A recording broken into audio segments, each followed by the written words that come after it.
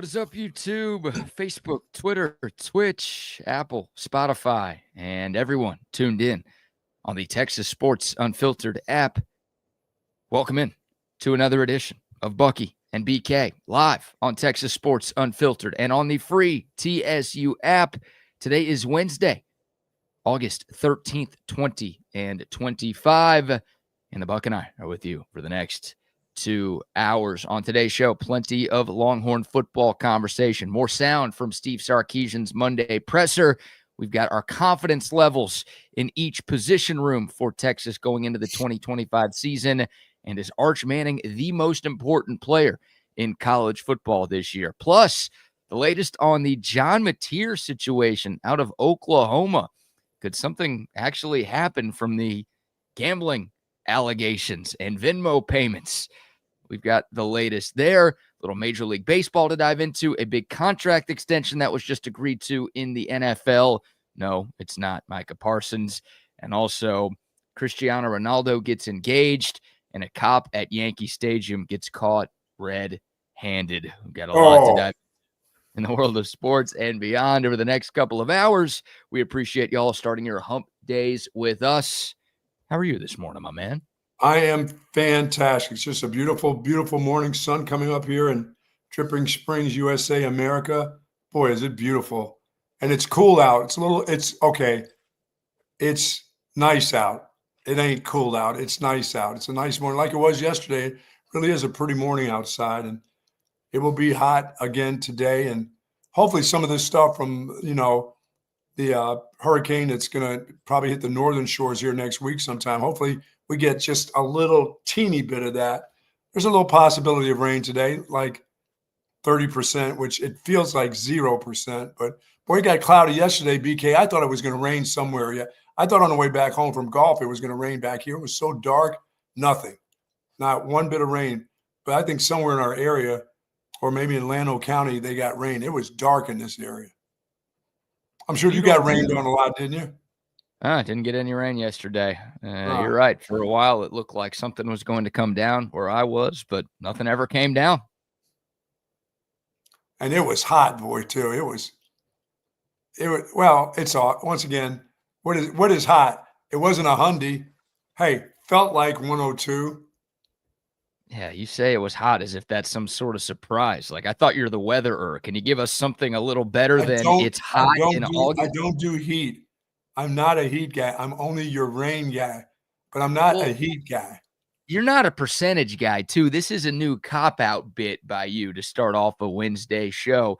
What? You're usually not the 30%. You usually tell us if it's going to rain or if it's not going to rain. So we need a declaration at the start of this show if the people are going to get some precipitation today. No, you're not going to get rain today. Okay. Get your sprinkler out and your slip and slide and start having fun. Okay. Kids will be in school, mom and dad.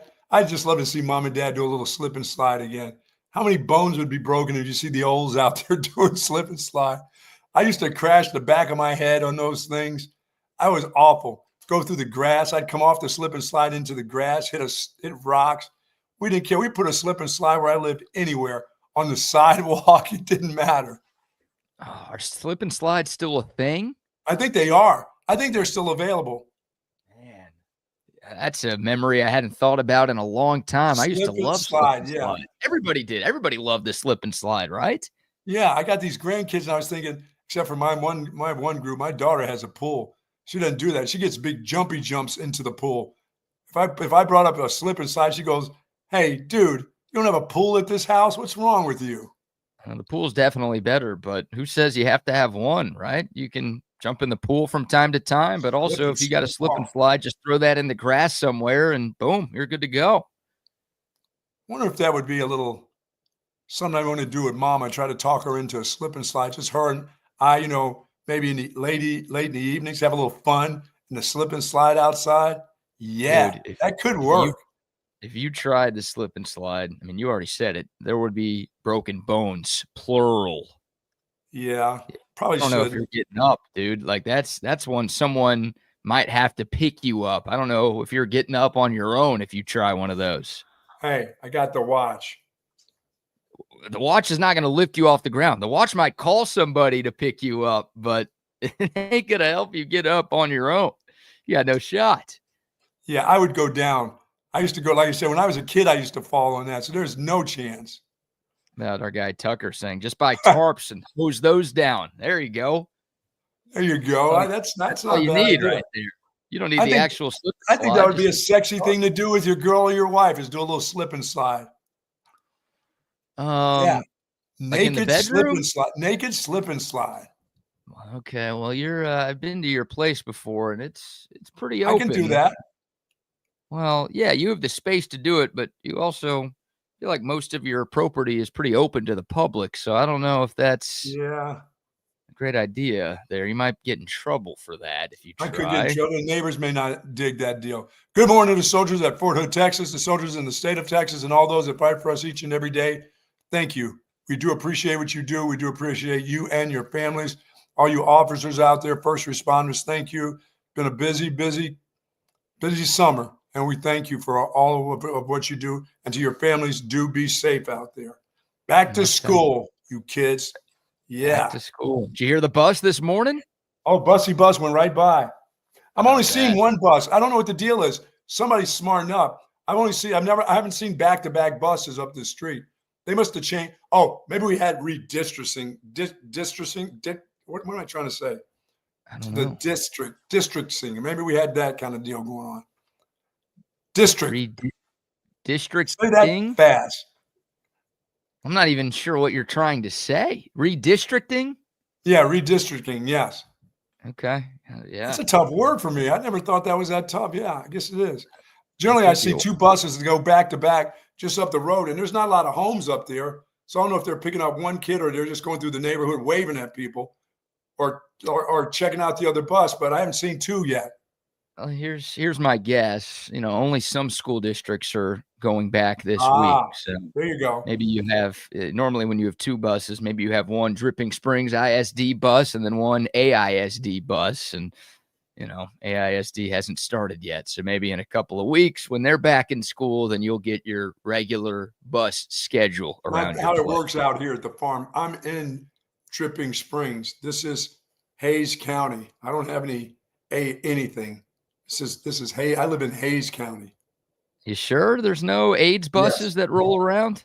No, I'm right in Hayes County. This is all dripping stuff here. Okay. Maybe the private school has their own bussy bus. Maybe somebody has to go into private school or something. Maybe. I think it'd be weird if I knew the answer to that question. It would be. Hey, it'd be weird if I knew. I don't know where these kids. I don't have any kids anymore. You and I don't have any kids in schools. We don't have any nieces or nephews in these schools. No. We don't have any cousins or siblings or anything like that. So we probably shouldn't know the bus schedule around the area. If we did, that'd be incredibly creepy, right? It would be, especially if I knew the bus schedules. That would be, what's that old man doing? I'm walking kids to the bus. Is there anything wrong with that? Hey, I was a crossing guard. Were you ever a crossing guard? Why does he have a sign that says free slip and slides at 6:15 in the morning? What's he trying to do here? In my Catholic school, I was in my parochial Catholic school, I was a crossing guard. I wasn't the actual make the traffic stop, but I would go with the person and walk with the kids across. I did that for, I think, 2 years. Okay. Well, while we're on that subject, how old were you when you were doing this? 4th grade. Okay, so you were in school and you were working as the crossing guard. Yeah, I would be the last one in. That was a thing when I was in elementary school too. I think when I was in 5th or 6th grade, I was a crossing guard. I think we all had to be we all just had a couple of days over the course of the year where we were the, de facto crossing guards in the pickup line. You wore that badge. You wore that thing that came around your. Yeah, you look like a little guard. Yeah. We had a highlighter Baylor yellow vest that we wore. And they gave us a little baton thing or something. And there were always parents helping us out, but we were the ones doing most of the work. The school, I live right by a school. You know that. It's a middle school. And there are adult crossing guards, 50 to 60-year-old adults. And it's the same crossing guards every single day. They're taking the kids' jobs now? Is that weird? Maybe if they have kids in the school, perhaps it's not weird. But like, is that weird as just like an older person to? Yeah, crossing guards generally I thought were for the kids to participate. Isn't that mom drops them off and then heads off to yoga class and then go to HEB or something? Isn't that how that works? Why does mom cross? She doesn't have to cross a guard. I don't know. Yeah, I don't know if it's parents or if it's just random adults, and I don't know if they're getting paid or if this is a volunteering bit. But is that weird? If you're like a 60-year-old man and you're serving as a crossing guard at a school with no kids, that's not good. No, that's for crossing guard is for kids. Yeah, well, the street that the school is on is a pretty busy street, right?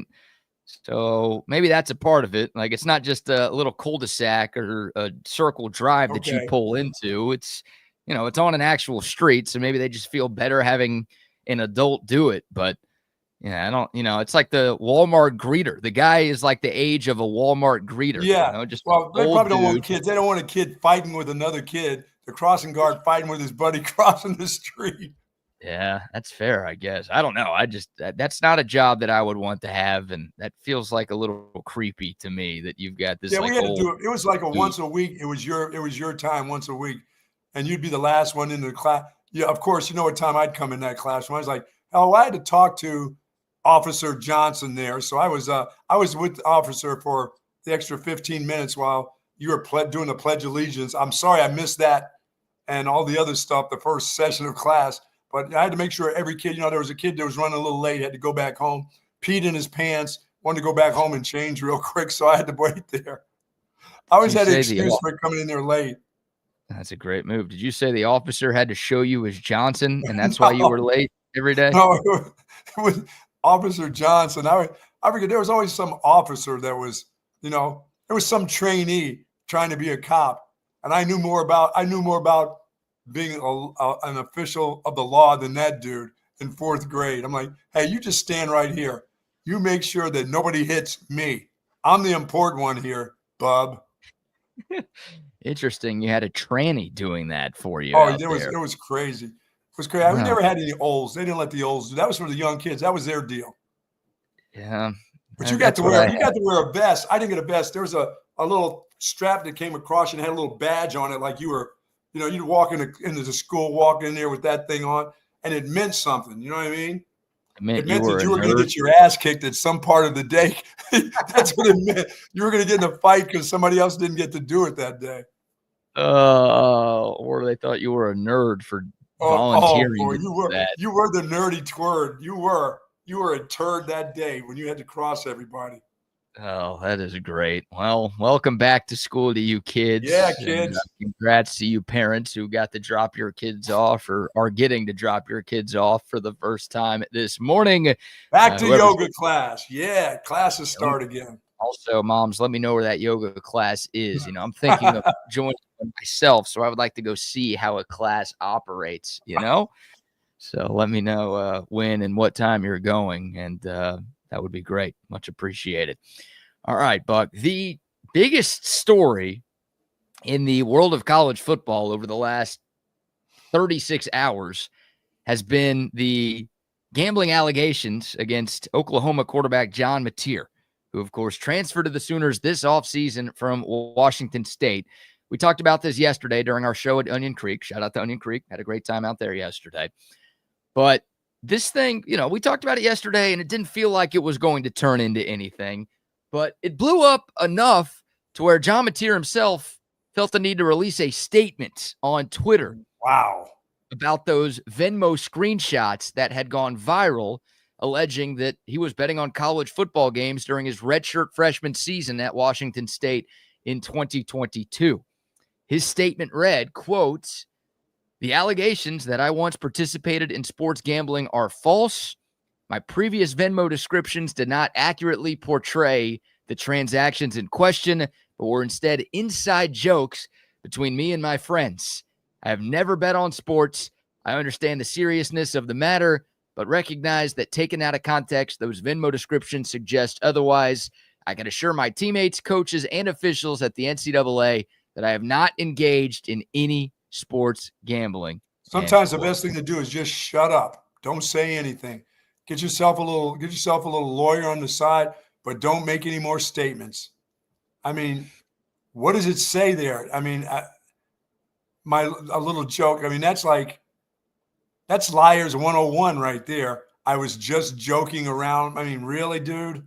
Yeah, that's a pretty weird inside joke. I don't know Yeah. if anyone's ever used sports betting as an inside joke for something. And, we talked about the dates yesterday, right? The dates of some of those Venmo payments were November 20th, 2022.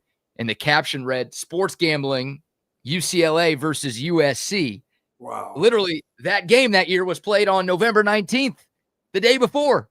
And then the next day, there's a Venmo payment. Oh, it's just an inside joke. My friends and I joke about that kind of stuff all the time. It wasn't actually sports gambling on a game that just took place yesterday. It wasn't. It was me just paying talk. a buddy. Yeah. We're just cracking jokes. We're just having a good time here. That's all we're doing. There's nothing to see. Let me ask you. Where those Venmos go? Do the people know where they go and who they go to? Did you say? Yeah, it was a guy named Richard Roatan, who, John Matir says is one of his friends, and I'm sure it was. They're bookies too. And I would think that, again, I still believe that nothing's going to happen. Now, I'm proposing a season-long suspension for John Matir. There you go. That feels fair. It makes sense to me, considering he's breaking rules here. But to me, unless that Richard Roatan guy comes out and is like, no, yeah, John Matir and we bet all the time. We bet on games all of the time, and all those Venmo payments are legit, and they weren't inside jokes. They were for sports gambling. Yeah, that's true, unless it's just hearsay, Yeah, but I don't know. I mean, the NCAA policy on gambling states that NC2A athletes are prohibited from gambling on any sports that the NCAA sponsors at any level, even professionals. And as part of the new guidelines that came out a couple of years ago, remember after the Iowa and Iowa State football gambling scandal kind of rocked the college sports world a couple of years back, the new guidelines state that if you gamble on your own team, that's going to result in permanent eligibility loss. If you gamble on other teams in your sport, which that's kind of what the Venmo screenshots are showing here, then that would lead to a loss of 50% of a season or 6 games. Yeah, that's one. Dude, shut up. Until they come to you and start asking questions, there's no reason for you to speak out. Well, I don't know. You're not getting ahead of it. You're just lying. Right. Yeah. Maybe have a better excuse if you are going to come out and say something. You already look kind of guilty of something, considering you deleted all of your Venmo transactions as soon as people started talking about this. Don't throw your friends in there and say, "Oh, I'm just joking with my boys." Don't throw them in there. They're probably going, "No, dude, you gambled," because they will squeal on you eventually to somebody. They'll say something. They'll say, "Oh no, that dude's been gambling. We know him. That dude's been gambling since high school."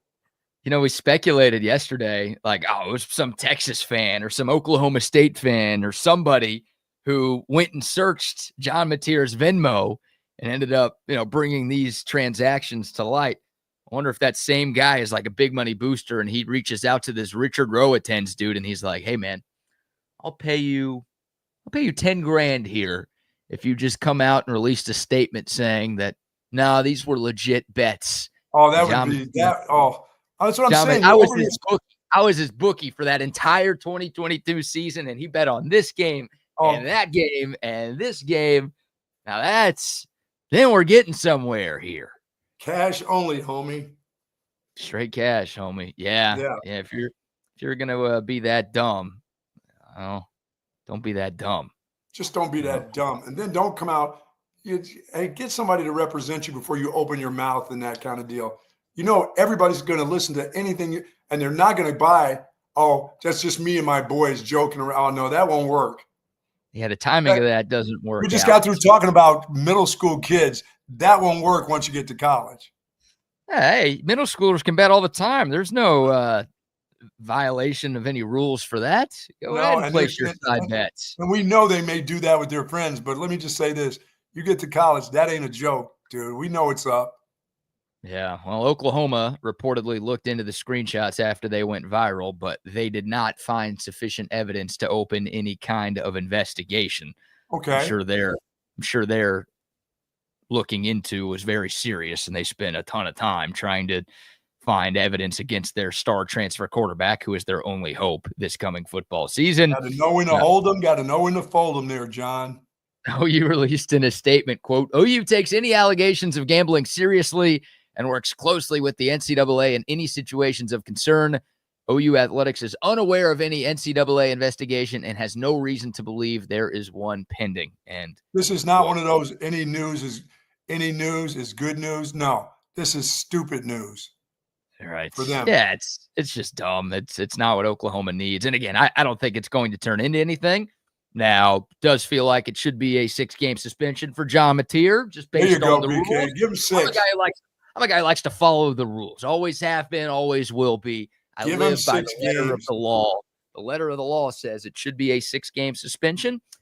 Is game 6 this year the Texas game for Oklahoma? 1, 2, 3, 4. Yep, that would be game 6. He can play after the game. He can play after that the following week. I think Texas would win that game either way, but I'd feel a little better about the Longhorns' chances if. Oh my goodness! The Sooners were on their backup quarterback at the Cotton Bowl in mid-October. But I think it's funny. Oklahoma also said that John Matir made it very clear to the school that he has never gambled. Like at all. You know where John Matir went to high school, Buck? Where's that? He went to Little Elm up near the Metroplex. Okay. That's an hour away from Choctaw Casino and Resort just across the Oklahoma border. You're telling me that guy didn't go to Choctaw? He's never gambled in his life? Come on. We don't need to go that far, do we? And say the dude has never placed a bet on anything ever? It's like driving from here to Retama? That's it? Never bet on college sports as a college football player. Don't say you've never gambled on anything. Now I think you're a jabroni. What's wrong with that guy? Never been to Choctaw? Loser. That's what he is. Got bullied in high school. Embarrassing. So, yeah, I agree. I agree with you. There's a problem. I mean, it's just his word against, unless that guy, like you said, unless that guy comes up and says, no, I was his bookie. I did a little something on the side, for a year or 2 or 6 or 12, or I'm still doing it. That's that. I don't know how they catch him. No, I don't think the NCAA, who is very slow to do anything, is going to spend a lot of time on this, like less than 3 weeks before the start. Speculation, insufficient evidence, just what they got from that deal. I watch a lot of court TV, so I'm part lawyer, at times. This won't do it. This isn't enough. Oh. Yeah, this isn't enough evidence in the court of NCAA law. No. Whatever that is. But like so you said, if his boys turn on him, no. If his boys want to make a joke and say to him, you know what, you think you're funny? How about this? Somebody called me and I told them that's not they missed out on a couple of the other bets that you made. One of his old Washington State teammates who's pissed about him transferring is like, we bet all the time. We bet all the time. Oh, my God. That'd be great. So now we've got a battle of the Venmo wars, right? So everyone's looking at every other quarterback and every other prominent college football player's Venmo history now to see if they can, scavenge up some dirt on anybody. No, I don't think there's any other player in college football that dumb. Who else is doing it? Well, this is pretty funny. So, of course, Oklahoma fans, they're thinking Texas fans went and found this on John Matir. So Oklahoma fans, they went to Arch Manning's Venmo history. Oh, my see God. What they could find there. And no allegations of sports betting on pizza. But here's one from June 8th, 2022, back when Arch was still in high school. And Will Randall is one of his Texas teammates who was one of his Isidore Newman teammates back in high school. And there's a payment. Arch Manning paid Will Randall on June 8th, 2022 with the caption, butt stuff. Nice. So my question to you is, Buck, would you rather have your quarterback be gay or would you rather have your quarterback be an illegal sports gambler who should be arrested and maybe given the death penalty? I'll take my chance on butt stuff. This is the most high school stuff ever. We showed the other John Matir screenshots yesterday where he was like a bunch of turning gay was a caption. Gay boy was a caption. Slapping some balls was a caption. Now He's we've got nuts. Arch Manning doing butt stuff here. So that's all the stuff you do back to your boy. That's how you pay him back, huh? Yeah, to me, that feels like more of an inside joke. Now, hey, I don't know what Arch Manning's into. Whatever he's into, that's his deal. To me, you could pass that one off as an inside joke. I don't know if you could pass off sports gambling USC versus UCLA the day after that game goes down as it's just an inside joke. We're not actually that's just stupidity. Yeah, that's what do they say? I'll throw to a dummy, I'll hand it off to a dummy, but I won't snap it to a dummy. Yeah, really. Oklahoma's gonna be snapping it to a dummy this year, it seems like. But there you go. So we'll see if anything happens here. But again, it's not just Texas fans. Like, this was the big story in the world of college football yesterday. And you had a bunch of like national writers posting articles and tweets and videos about this story. And, could anything happen? And what's the rules? And what's this? And what's next? So I'd be shocked if anything goes down. But it's out there. And once you start stirring that pot, look out. Yeah, we will see. We will see. So there you go. There's the latest with Oklahoma. A reminder, the Sooners open up the season against Illinois State. Then in game 2, they host Michigan in what's maybe the biggest game of that second week of the college football season. So yeah, we already know. That just seems like such a dumb thing to do. That seems so dumb yesterday. I was just thinking, let that guy play. He's too stupid. He'll throw 5 picks. He'll throw it right to the other guy. In his defense, I mean, he was a redshirt freshman, so what, 19 years old? Nah, you should know better than that as a 19-year-old. Like, the rules are pretty cut and dry. You can't put game names on there. I mean, really, dude? Yeah, again, like, we're not naive here. There are a ton of college athletes who are betting on sports. Sure there are. They're college kids against the rules, but like I did it when I was in college, so I'd be very much a hypocrite if I was calling all of them out for doing it. But like, even me, I don't think I could have gotten in trouble. I guess sports gambling's technically illegal, so maybe I was worried about getting in trouble in Texas back in the day. But like, no one's looking at my Venmo history. There's no one going after me for this. Even I was like, I'm not going to put sports gambling as the caption. Yeah, really. I mean, that's the dumbest part there. I'm going to put like pizza. I'm going to put beer. Pizza. That's why I said pizza. I felt better about putting beer as an 18-year-old than sports betting as an 18-year-old at that point. Butt stuff, whatever. Are they going to arrest me for doing butt stuff with my friends? Can't go to jail for that. So that's the dumb part. It's like, dude, how do you not cover your bases a little bit better than this? That's not smart enough to be my quarterback, really. Even as a freshman. Bad bit for Moneyline Matir. That's what they're calling him. Very nice. It'll be Moneyline Matir against Anal Arch when Texas end up take the field in Dallas on October 11th. My goodness. All right. We'll take your thoughts. Dakota text line 512-222-9328. Of course, the YouTube, Facebook, Twitter, and Twitch live chats are rocking and rolling as well this morning. Appreciate y'all starting your Wednesday with us. Before we shift gears here, we got some Texas football to dive into. Also, a big contract that just got signed in the National Football League. Before we dive into either of those stories, how about a few sponsor shout-outs? Tell our friends over at Relax the Bag. Boy, am I glad I'm back in my Relax the Bag chair. Nice being at the golf course. I want to thank the folks at Onion Creek, but boy, is it good to be sitting in this Relax the Bag chair. And you can too. If you've got thoracic back problems, lower lumbar, how about this? Shoulder problems, neck problems, call on our friends over at Relax the Back. They've got just the chair or the accessory just for you. Discover Relax the Back and live pain-free, of course. They've got adjustable mattress sets over there, Tempur-Pedic pillows and mattresses there, select human scale office chairs and desks. And folks, they have 2 great locations, the Hill Country Galleria across from Whole Foods and in North Austin at the Gateway Shopping Center across from the Container Store. Live pain-free like the Buck at Relax the Back.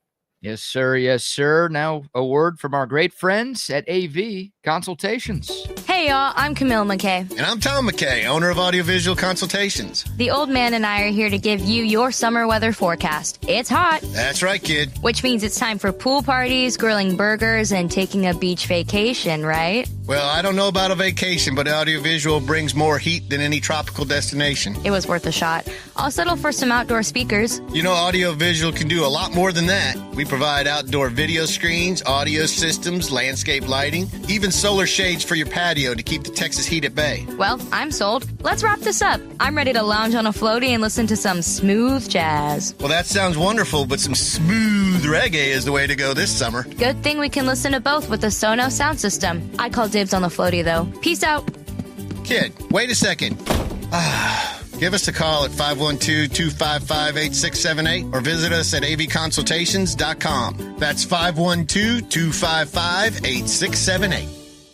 Folks, it is a Wednesday, and it's Unwind Wednesday at, of course, our friends at Tony C's Pizza. And that means you can get bottles of wine for half price. Grab yourself one of those wonderful pizzas that they have there, that coal-fired pizza that's being served there, Italian style, of course, at Tony C's Pizza. But you can get wine for half price bottles. That is absolutely fantastic. The Ciola Family Cookbook available just for you there. Get the Italian meal that you're looking for. And Tony C's Pizza has been a part of the community in BK's for over 15 years. As I said, Tuesdays was wonderful yesterday, 2-for-1 pizza. But today, Unwind Wednesday, half price. How about this? I love a bottle of wine for half price. When you like that, BK, you like free bottles, but half price ain't bad. Tony C's Pizza is absolutely fantastic. The location's Highway 79 in Round Rock, right by the Dell Diamond, of course, Anderson Lane, and in BK's. As I said, the BK's area, Tony C's has been around for over 15 years. Love the folks at Tony C's Pizza and love Mr. C for sure. Yes, indeed. Shout out to them. Also, shout out to Waterloo Printing and Graphics. I'm rocking one of our TSU lids this morning. We just restocked with some new hats and some new koozies for the upcoming football season. So definitely come out and see us at any of our upcoming live broadcasts for a chance to get those. But if you've got a business or an event that needs merch, hats, shirts, stickers, signs, whatever, reach out to Adam and his great team at Waterloo. They will get you what you need very, very quickly. 512-300-9641. You can find them on Instagram at Waterloo Printing. You know, I've got to go to Hat Creek Burger today because it's my last day here at the Hotel California. So I need to get myself a double with cheese. But hey, no bun, lettuce, wrapped in lettuce at Hat Creek Burger. But I can get all the stuffings in the works with that. And can't have a milkshake though, BK, but I could have fries because no ice cream until Thanksgiving. Dadgummit. But Hat Creek Burger has everything that you want, of course. And mom and dad, if you want to have a cocktail in the evening, well, they do serve alcohol there while the kids are hitting the playscape. Hey, back to school. Kids got to have something after school, don't they? Why not a Hat Creek Burger? A little hat. Sure. A little hat for the kids, double for buck. Everything will work out at Hat Creek Burger. Also, Hat Creek Burger does serve breakfast in some locations. Find out the location near you. They've got 25 stores throughout Texas. Love the folks over at Hat Creek Burger. Does a milkshake count as ice cream? Yes. I feel like once Yeah, you stir it in, that's a counter. I feel like that's a workaround there, a little loophole, you know? No, that's not a loophole. So they got real ice cream. They don't have that fake stuff. That's the real ice cream in that shake. So you got to be careful. Can't do it in November. Dude, I can't believe I've held on to this deal. My wife's out of town for 8 days and I have not had any ice cream. That seems like a sin. Like I should be punished for not having ice cream, you know? You can still do it. Like you said, you've got one more day alone. No, dude, I got to go. I got another appointment with the urologist. That's going to be punishment enough. Hook 'em horns. Well, when he's touching your Johnson, it'd be great to have some dairy farts to deliver to him. Oh man. It's your gift back to him. I like that. Good grief. All right. Some Texas football to get into. We've got a little more sound from Steve Sarkeesian's Monday presser. We played a number of these cuts yesterday, so we'll get to a few that we didn't. Here are some of the biggest takeaways from Texas's first scrimmage of the fall that went down over the weekend. I like the balance. I like the competitiveness of the scrimmage. I like the physicality of the scrimmage. We're playing really physical football on both sides of the ball. As naturally in a first scrimmage, it's always going to be a little bit sloppy, pre-snap penalties, things like that. We definitely had to clean up from an offensive perspective. I love the way we tackled in the first scrimmage. I think we had, the defensive coaches will tell you we had 15 missed tackles, but there were no really egregious missed tackles. A lot of them were in the line of scrimmage. So I thought we tackled well, which was encouraging. At the end of the day, I thought we punted the ball really well. We got off to a little slow start, kicking game, but I think Mason really stepped up and feel very confident in what he can do. And he made a couple really big kicks for us there at the end. And then obviously we know we have Will, kicking off for us. So I think we're in good shape from a specialty standpoint that way. Yeah, I mean, the physicality of it is good because in other words, nobody got to a tackle and passed out where they said, I think I'll make a better business decision maybe next time, but not this time. It looks like everybody would stick their nose in there and give it an opportunity, and may have missed a tackle, but they weren't afraid to tackle. Early in the summertime, a lot of guys are just kind of biding their time when they want to really strike somebody, when they don't want to strike. They'd rather just kind of drag you to the ground instead of knock you to the ground. And it sounds like they understand they have to tackle, and they tackle pretty well, is what he's saying. There weren't a lot of guys passing up on the opportunity to make tackles. So that's a good thing. That's kind of what you worry about early in the fall camp. Who's willing to tackle? Who's a willing participant and who's not? And it sounds like they had a lot of willing participants in their scrimmage. Yeah, I think the most positive takeaway from this first scrimmage is that nobody got hurt, right? I mean, there were a couple of guys who left the scrimmage. Some of them came back, some of them did not. But the two guys who left and did not return on Saturday were back in practice on Monday. That's the offensive lineman, Nick Brooks, and that's Nick Townsend as well, the tight end. So that's the good news. I mean, this was the closest thing these guys have played to a game since the end of spring ball. And I know they've been working on some hitting in practice through the first week and a half of training camp. But the fact that, you went through this game-like situation and you didn't sustain any serious injuries as a team, I think is a very positive development right there. And, it sounds like they were playing physical, right? Like they were going pretty close to 100%, and everyone came out okay.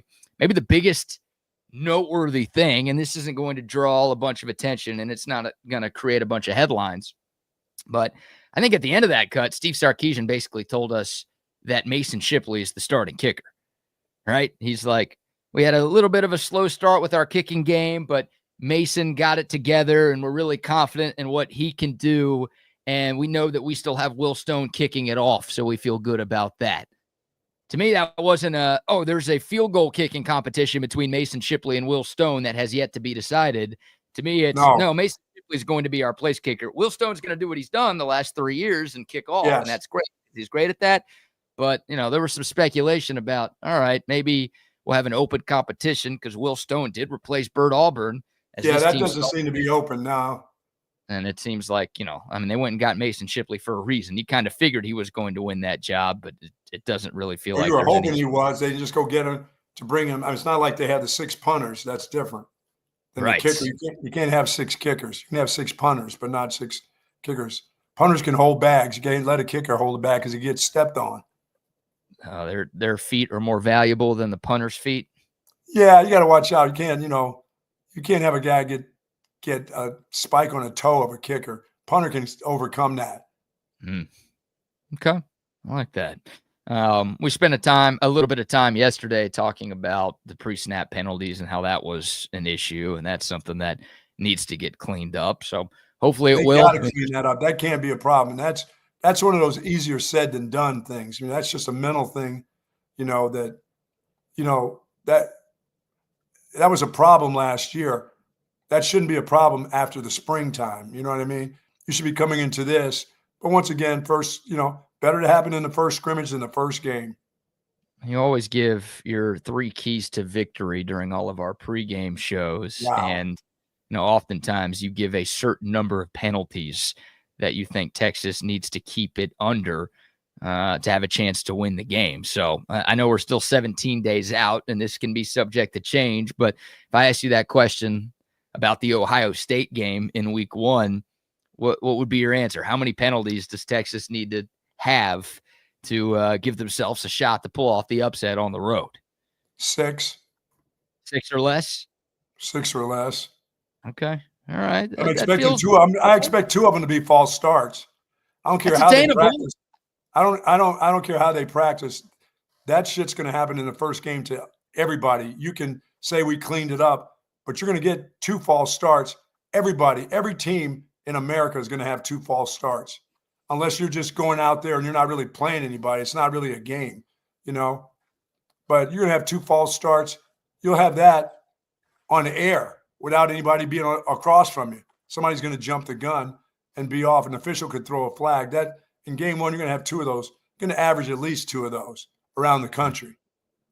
Yeah, and there's a difference between playing your opener at home and playing your opener on the road at Ohio Stadium, where there's 100,000 plus trying to get you to false start. So, and you'd be out of your mind if you only had 6. You'd like 6 penalties for the whole game. That happened. That would be if 4 of them were false starts. You would lose your cookies. I mean, if you're the head coach, you're going to go nuts. If the other 2 penalties are something else, a pass interference, you know, something else, the defense has to get theirs in too, you know. Well, they're going to get theirs. If it's 6 total penalties, I would rather it be 6 false starts and nothing else, because those are only 5-yarders and everything else is 10 or 15. So, yeah, I'd be annoyed. Of course I'd be annoyed. But, like, if they are going to commit 6 penalties, don't you want them to be 5-yarders versus 10 or 15? Well, it all depends. Are you going to win? Are you winning that game, or is it if you lost that game and you had 4 false starts, you would be if you had 6 of those and you lost the game. If they lose the game and Texas has 0 penalties, I'm going to be mad. Yeah, but if they had 6 false, what happens? I'm going to be mad. If they had 6 false starts, you'd be out of your mind. Those would say that's what caused you to lose the game. You'd find a way to make those the reason why you lost if you had those. They just can't. Annoying. Yeah, 2 of them are going to happen. Yeah, well, they had 2 on the first drive at Michigan last year. That was the second game of the season. So obviously their first road game that they played, but yeah, they couldn't quite handle the crowd early on, and they did have a few more false starts during that game. But again, it turned into a blowout. So those and we'll see what Ohio State's got a new quarterback. They're liable to have 8 themselves. Sure. Yeah, they could have some penalties too, right? It goes both ways, and you obviously want to play the cleaner game between the 2 sides. And look, the good news is you've got time to fix those issues that plagued you in scrimmage number 1. And Sark talked about it in that Monday presser. You know, he complained about pre-snap penalties in that scrimmage on Saturday, but he did say that was something they spent a lot of time on Monday working on. So I assume that's not just a one-off. I bet they worked on that yesterday. They're probably working on that. They're going to work on. Yeah, they know they can't afford to have those penalties in the first game and being jumpy and everything else. And like you said, on the road. Right. And there's another scrimmage coming up this weekend. So sure. Hopefully the reports out of that one is Texas was a little bit cleaner. But folks, it's a daily thing. That illegal procedure deal is daily working on that. That's not just a game thing. That's working in, you know, whether you're doing individual drills, the wide receivers got to stay, you know, we always talk about those guys can't jump. They're trying to jump the gun too. You got a guy in your face and you're trying to get off just before the snap count. And once again, they got to get used to Arch's voice, the inflection in his voice and how he handles stuff. So a lot of work to be done on that. But they're still going to have 2. They can work all they want. They're going to have 2 of those in the game. I can live with that. I think I'd sign for 6 penalties right now. Of course, I would too. In the first game, yeah, I'd sign up for that. I think I would. That includes defense. That's everybody, you know. Yeah. I would take it. Anything more than that, you get a little dicey. You start to worry a little bit. But we've seen when that happens when they get into the 8s and 9s. Right. Yeah. That's one thing I'd like to see less of this year is laundry on the field against Texas, because as good as they were last year, they still had penalty problems too often. Steve Sarkeesian also gave a few standouts. I forgot to cut this up. That's on me, but I did write down his list of names that he gave. So he just was asked, like, hey, give me a few players who stood out in the scrimmage on Saturday. And the first 2 names that he mentioned were C.J. Baxter and Derek Williams Jr. And that's noteworthy to me. I mean, those are 2 guys coming off of season-ending injuries last year. Obviously, C.J. Baxter didn't play at all in 2024. Williams got hurt in the OU game and did not return the rest of the season. But that's another encouraging sign. I mean, Baxter was out there on Saturday. He wasn't wearing a green non-contact jersey. Just everything I've heard is like if you didn't know he was coming back from anything, you would think he was 100%, just like everybody else. It's great to hear. It is. I mean, if that's the way he's running, the way he's moving, I mean, I got to believe he's got a brace on. So that's letting people know that there is something. And if he's just moving as fluid as he normally moves, that brace not going to be on very long, unless he just gets used to it and he runs the same way. Maybe, different type of braces. Certain braces are big, bulky ones, the ones you see on the offense and defensive linemen. Some of them are a little bit smoother, but not many running backs out there running with a brace on, But you have to that first. You just got to get used to it. When you get comfortable, that thing comes off and you're ready to go. So we'll see. I think he's going to be Texas's second leading rusher in that Ohio State game. I really do. A lot of thought that the Longhorns were going to ease him into this season, and maybe it'll be more Christian Clark and Jarrett Gibson behind Trey Wisner in that first game. I'm telling y'all, the head coach is praising him, but also all the insiders are saying the same thing. The more positive remarks we hear about C.J. Baxter, the more optimistic I am that he is going to be a big part of Texas's game plan, and that's great for him, and I think that's great for this offense as a whole. Oh, for sure. If that guy's healthy, if he's anywhere the way he was as a freshman, that is wonderful, because that's going to give Trey Wisner a blow, because that guy, I think he will be better than he was last year, this year. I think he's going to show a lot of improvement. So to have a guy that can spell him like this and you don't really miss a step, that's fantastic. I know how much they like C.J. Baxter, so we'll see. Yeah. And then Derek Williams Jr., again, the safety coming off of a torn ACL. He was out there balling. He was with the first team defense on Saturday. And this is a guy who, played a lot as a true freshman 2 years ago. He started over Andrew Makuba at the beginning of last year. That was another name that Sark mentioned. I'm excited for what he's going to do this year. And you're looking for guys on that defense. Like Texas had two defenders that had 4 interceptions last year, Jahdae Barron and Andrew Makuba. And it's a big part of why Texas was tied for the nation's lead in interceptions last season. Obviously, Barron and Makuba are gone, so you're looking for a few of those other guys to step up in those ball-hawking type of roles, right, who can get you those takeaways on defense, and especially in the secondary. I think Derek Williams Jr. has a chance to be that for this Texas team, which would be nice. I hope Manny Muhammad is one of those guys, too, that not only can cover but can defend and get the ball back, too. I think I got to look up Manny Muhammad's career stats. I don't know if he has an interception in his Texas career. I was going to say maybe he has 2. Let me pull it up real quick. He has 1 interception in his Texas career. It happened 2 years ago. So as good as Manny Muhammad was last year, and he was really good until the playoff, he didn't have a single interception a season ago. So, look, you could be a great defensive back without getting interceptions, but obviously the icing on the cake is that you're really good in coverage, and also you're getting those takeaways too.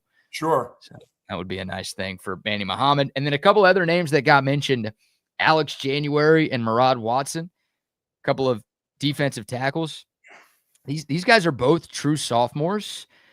I think they might end up being the best 2 defensive tackles on this team this year. I really do. No disrespect to all the other guys, all the other transfers that Texas brought in. Travis Shaw, Cole Brevard, those guys have looked really good. Hero Canoe, Lavon Johnson, those guys are going to play. The freshmen that you brought in, those guys are good. But I'm telling you, Alex January and Murad Watson, these 2 guys, I think by the end of the year are going to be the defensive tackles that we talk the most about. Boy, that would be awesome, wouldn't it? Kind of homegrown guys. That's good stuff. Well, January's homegrown. Watson's the Syracuse transfer. Oh, they're both young. They're both young guys, right? Yeah, both young guys. Watson was a freshman All-American last year. Right. Syracuse, what? They won 9 or 10 games a season ago. Watson played a lot. One of the best coaches in America. Apparently one of the best coaches in America and a better recruiter than Steve Sarkeesian. Yeah. According to somebody on some list earlier this offseason. Maybe the dumbest thing I've read all offseason, which is saying something. But he looks like the real deal. I mean, he looks like one of the steals from the transfer portal, not just for this Texas team, but around the country. And yeah, Alex January is that homegrown second-year defensive tackle who got a ton of reps with the first-team defense on Saturday. I'm telling you, those 2 guys, I don't know if there's a better, sophomore defensive tackle tandem in the country right now. And I get that's like a pretty niche thing. Not saying they're the best 2 defensive tackles in the sport, but those guys have to be here for 2 more years at least. So you got dudes that I think are going to be really good this year, and also guys that you can develop and build around in 2026 and maybe even 2027 as well. That's that gives you more confidence in this defense and being able to stop the run in the SEC. That is good stuff. Yeah. I'm going to play one more bit of sound from Sark here. This is more on the secondary, but I think what Sark says at the beginning of this kind of applies to every position on the field. So here's Sark talking about like some of the young guys in the secondary and really more so at the star position than anything else. And yeah, this is from Monday's press conference. I don't look for what year you are. Honestly, I'm not concerned. Michael Tapp's a 5th-year senior. Grayson Littleton's a true freshman. Can I trust you?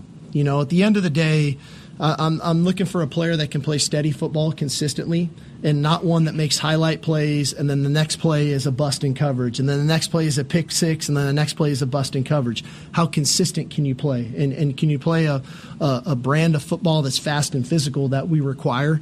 And so, hey, at that position, we've got some really cool options, and we're fortunate, that, the guys that are in there right now with Grayson and Wardell Mack, they're both playing good football, but a lot of our safeties can go play that spot, and Jalen Gilbo can go to that spot. And so we're training all of them because different situations are going to require different things, right? Who's the opponent? What does their slot look like? There's times we play nickel to base, to 12 personnel offenses, and that's when Jelani maybe can get down there and play that position. So there's a lot of variety that we're toying with. He's got a lot of players, but they get a lot of pieces. Yeah. I mean, that's what it tells me, that guys can play a lot of different, especially on the back end, can come up and play corner. They can come up inside and play safety. That's good to know. It's good to have. Yep. And I like that they're cross-training guys. And I like what Sark said at the beginning. Look, actions speak louder than words, but I think we've got a few years of evidence that Sark is true to his word. Absolutely. He says that he doesn't care how old you are or what class you're in. Like, if he trusts you, he's confident. You're good enough, you're old enough there. Right. He's rocking the P. Diddy this morning. It's good enough. You're definitely old enough. I tell you what I'd like to hear. I'd like to have over the next couple of days, I'd like to hear more that the wide receivers are having some success against these really good secondary guys, that they've had a day. Everybody, we expect to hear about Wingo having a good day. I'd like to hear about a lot of different names having a good day versus this secondary too. I think we have. How many times have we talked about Parker Livingston so far during fall camp, right? That might be the name that we brought up more than any other at the wide receiver room. Heard good things about DeAndre Moore as well. Sounds like some of the freshman receivers are taking steps. Emmett Mosley, the 5th, has been really good as, the Stanford transfer coming in. Mm-hmm. So I think we've heard our fair share of compliments for the wide receivers, but it does sound like, look, the defense is ahead. I'm not going to argue with you there. And it sounds like the defense got the better of the offense for the most part in Saturday's scrimmage. So as of now, yeah, most of the positive reviews have been on that side of the football, but we've heard enough glowing comments about the wide receiver room for me to feel good about that position. Yeah, that's for me. I just got to wait till the game. If I'm not at a scrimmage or whatever, I need to see them in a game against some of these other secondaries. Ohio State will have a fantastic secondary. I think that's probably one of their strengths. So, yeah, they're good. They've got maybe the best safety in college football with Caleb Downs, and they got this true freshman Devin Sanchez at corner, who he's a true freshman, but he was, I think, the number 1 player in the state of Texas in this recruiting class. He's really good. They got this kid Davison Igbinosun, who played a lot in their college football playoff run last year. So yeah, they lose a lot from their secondary, but it's Ohio State. Yeah, that's fine. You're going to play a freshman at cornerback. That's nice because, just go ahead and just attack the dirty Sanchez. So calling him the dirty Sanchez. Got to go attack that dude. If he's out there, look, Texas might be starting a true freshman in its secondary, but you have to, right? If you see a freshman on the field, maybe he's, is a highly touted recruit and he's looked great in camp. I'm going after that dude. Hey, your first opportunity to, first opportunity in college football in an actual game, and he's in that situation going up against that team, that atmosphere. Yeah, you're absolutely going after that dude. Yeah, no doubt about. Oh, I just saw another bus he just went by. This is the later one. This must be the private school bus that comes just a little later. They used to come back to back, but now all of a sudden, an hour later, here comes another bus coming up the hill. There you go. I would like you to elaborate on your Dirty Sanchez. No. Could you explain? I'm not quite sure why are you calling him dirty? He's a football player. They all get dirty, down and dirty. There's this Dirty Sanchez, but I've never heard you say, like, you've never called him like Dirty Manning or Dirty Wisner or Dirty anybody else. So what's this one about? He's a Buckeye. That's why I haven't heard you say like Dirty Peoples or Dirty Smith or Dirty Downs. So Dirty Smith is there too. We got to make sure we take care of Dirty. We got to take care of the Dirty Stanky Smith. Are you calling him dirty because he's Hispanic, or is there something else here? No, it's just the Dirty Sanchez. All right, that's I don't know if that's a common nickname for him. I don't know if a lot of people are calling him that there. They don't call him that on campus. They call him back at his hometown. Maybe Texas should have called him that during his recruitment, and they could have gotten him from North No Shore. kidding. They made the mistake. They didn't call him Dirty Sanchez. They weren't doing that, and that's why they lost him. That's how they lost him. And let me go ahead and do a little Google search here for Dirty Sanchez. Shall we do this? No, you probody shouldn't. I don't think you should. I was just curious if that was like a reference to a TV show or a movie character that I didn't know about. Yeah, and I'm excited to see Livingston because they keep talking about him. He'll be interesting. Good pivot. Yeah, I think he's going to be really good. And just get ready. I hope this happens. It might get annoying at some point during the season, but I think if it does, then it's a really good thing for Longhorn fans. You know, Parker Livingston and Arch Manning are roommates. Okay. Remember last time? Throw the hell out of the ball to my roommate. That ball's going to my roommate. Remember last time there was a really good white quarterback and a really good white receiver at Texas? Hey, I'm here to win. I'm here to win. And if they're friends, let's go. And if they can get open, throw it to them. It worked for McCoy and Shipley. Like that. Yes.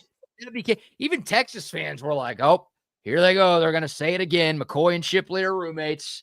And we all know it, yet it's the 14th time on this broadcast that it's going to get brought up. But it's like, well, it gets annoying, but also it keeps getting brought up because Cole keeps throwing it to him and Shipley keeps catching him. Yeah, let's just keep doing it. If that's the way that works out, that's fine with me. I just need to win the games. I need to win the games. I let everybody else worry about the other stuff that doesn't matter. 100%. Now, if we hear that a lot, again, it's a good thing. It might get annoying, and I'm sure OU and A&M fans are like, "Oh, seriously, you're bringing that up again? We got to go through this again." That's it's good news. No, you just got to stop it. You don't have to go through it. Just stop it. Oh my God, I would love Gus Johnson to say that like 10 times in game one. Oh, the roommate connection. Here goes the roomies. It's the next McCoy and Shipley in Austin. And get you a Wendy's pretzel bacon pub cheeseburger. There you go. That's what I want. I need that. Inject it into my veins, that Gus Johnson ridiculousness coming up 2 weeks from Saturday. But yeah, Parker Livingston having a very good camp, and I think he's going to be one of the top receivers for this Texas team this year. One more bit of sound from Steve Sarkeesian. I don't think we played this one yesterday. If we did, I apologize, but it's worth bringing up. I know we played a couple of cuts from Sark talking about his team's preseason number one ranking. Of course, that came out Monday around lunchtime, and then the presser was Monday night. We played a couple of bits of sound from Sark talking about it yesterday, and he said it doesn't mean anything and this, that, and the other. Here's one more from Sark kind of on that note, talking about keeping his messaging consistent despite all of the expectations that have been placed on this year's team. We're gonna fine tune some things, right, to try to tweak a few things here and there, but the messaging remains really consistent with us, and that obviously from me to the assistant coaches to the leaders on the team, so on and so forth. I don't operate with my head in the sand. I address the rankings because they're going to see it, hear it anyway. But they understand it really doesn't matter. What do we do? What are we going to do? What are we going to do come August 30th and the next week and the next week and the next week? What are we going to do when we're faced with adversity in game? Like that's the key to the drill. And to me, I think we have enough guys in that locker room who have been through it the last couple years that know what the messaging is and know what the approach needs to be. It's not about proving people right. It's not about proving people wrong. It's about hanging together, right, and being a collective team and performing week in and week out, and that's from Monday through Saturday. That's just not on Saturday. Yeah, I mean, I you know, how are you going to react after the game when you win? Are you going to look sloppy the next game? I mean, you want to be consistent every game. Doesn't matter whether it's Ohio State or it's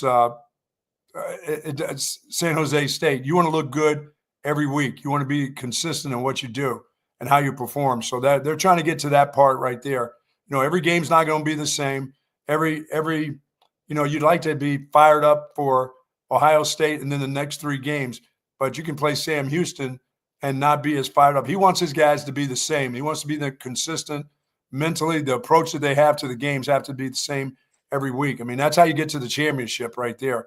That's hard to do, BK. It's hard to keep players that way. You know, they talk, everybody talks a good game about, oh, no, this is the way we approach this game and that game.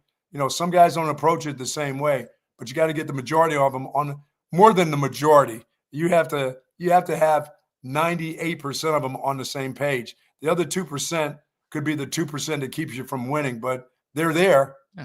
I mean, I mean, you can't get everybody can't be the same. It's just hard to do when you got that many players, you know. So he wants them all to be the same. He wants everything the same in every game, and he understands that.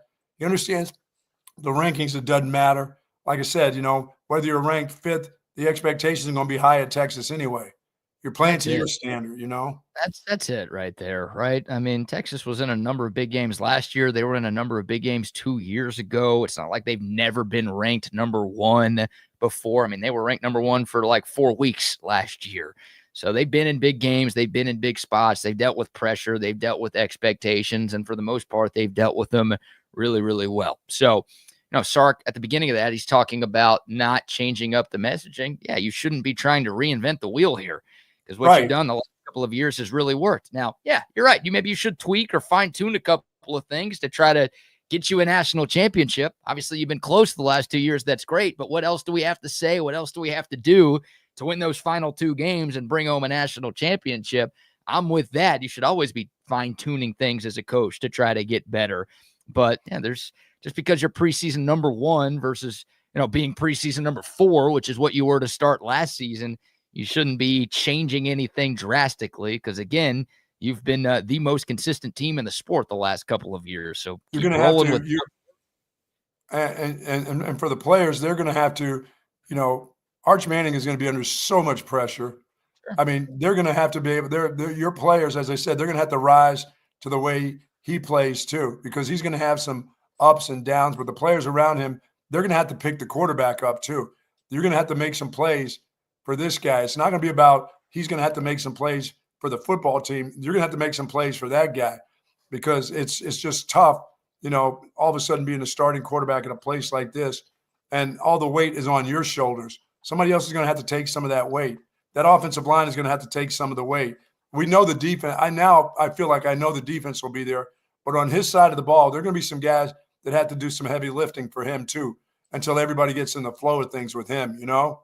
Yeah, I mean, I feel pretty good about that happening. Like, Quinn Ewers didn't carry the team every week last year. If you look at our comments and our text, Quinn Ewers was holding Texas back. So, like, the guys around him were elevating him. And you look at who ended up being some of the best players for Texas. I mean, Trey Wisner, he was like the 3rd or 4th running back at the start of fall camp last year. Like anybody expected him to step up, but he did. Matthew Golden was like the 3rd transfer receiver that Texas brought in.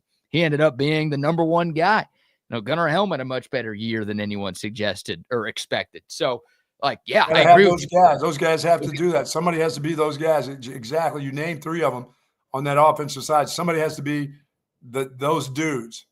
For sure. And even though there's a lot of new starters on offense, and that gives, you know, you and a lot of Texas fans some reservation about like what the offense is going to look like. I just bring those names up to say, like, guys are going to step up. You had some guys that you didn't know at this time last year were going to be big factors who ended up being big factors, and I think that will be the case again. We had a few disappointments when you go back and think about it.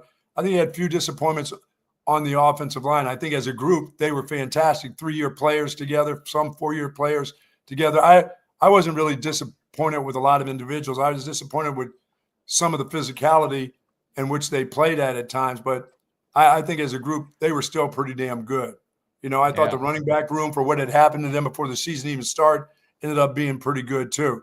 That room and the receiver room, as long as Sarkeesian's the head coach, and you got Coach Jackson there. I think they're always going to find the right guy and the right combinations of how to make that work. And now tight end position. I think the running back room is better and deeper this year than it was last year. I think the wide receiver room is honestly deeper this year than it was last year. Well, that's the one I got to see, because I thought I love the 3 guys that they had. I just love the way I include the tight end. I thought that room was as strong as any group in the nation. I know there's always better combos, and they try to do that. And we talk about the group at Ohio State, and I just thought that Texas group was, over the last 2 years, has been as good or better than anybody in the country.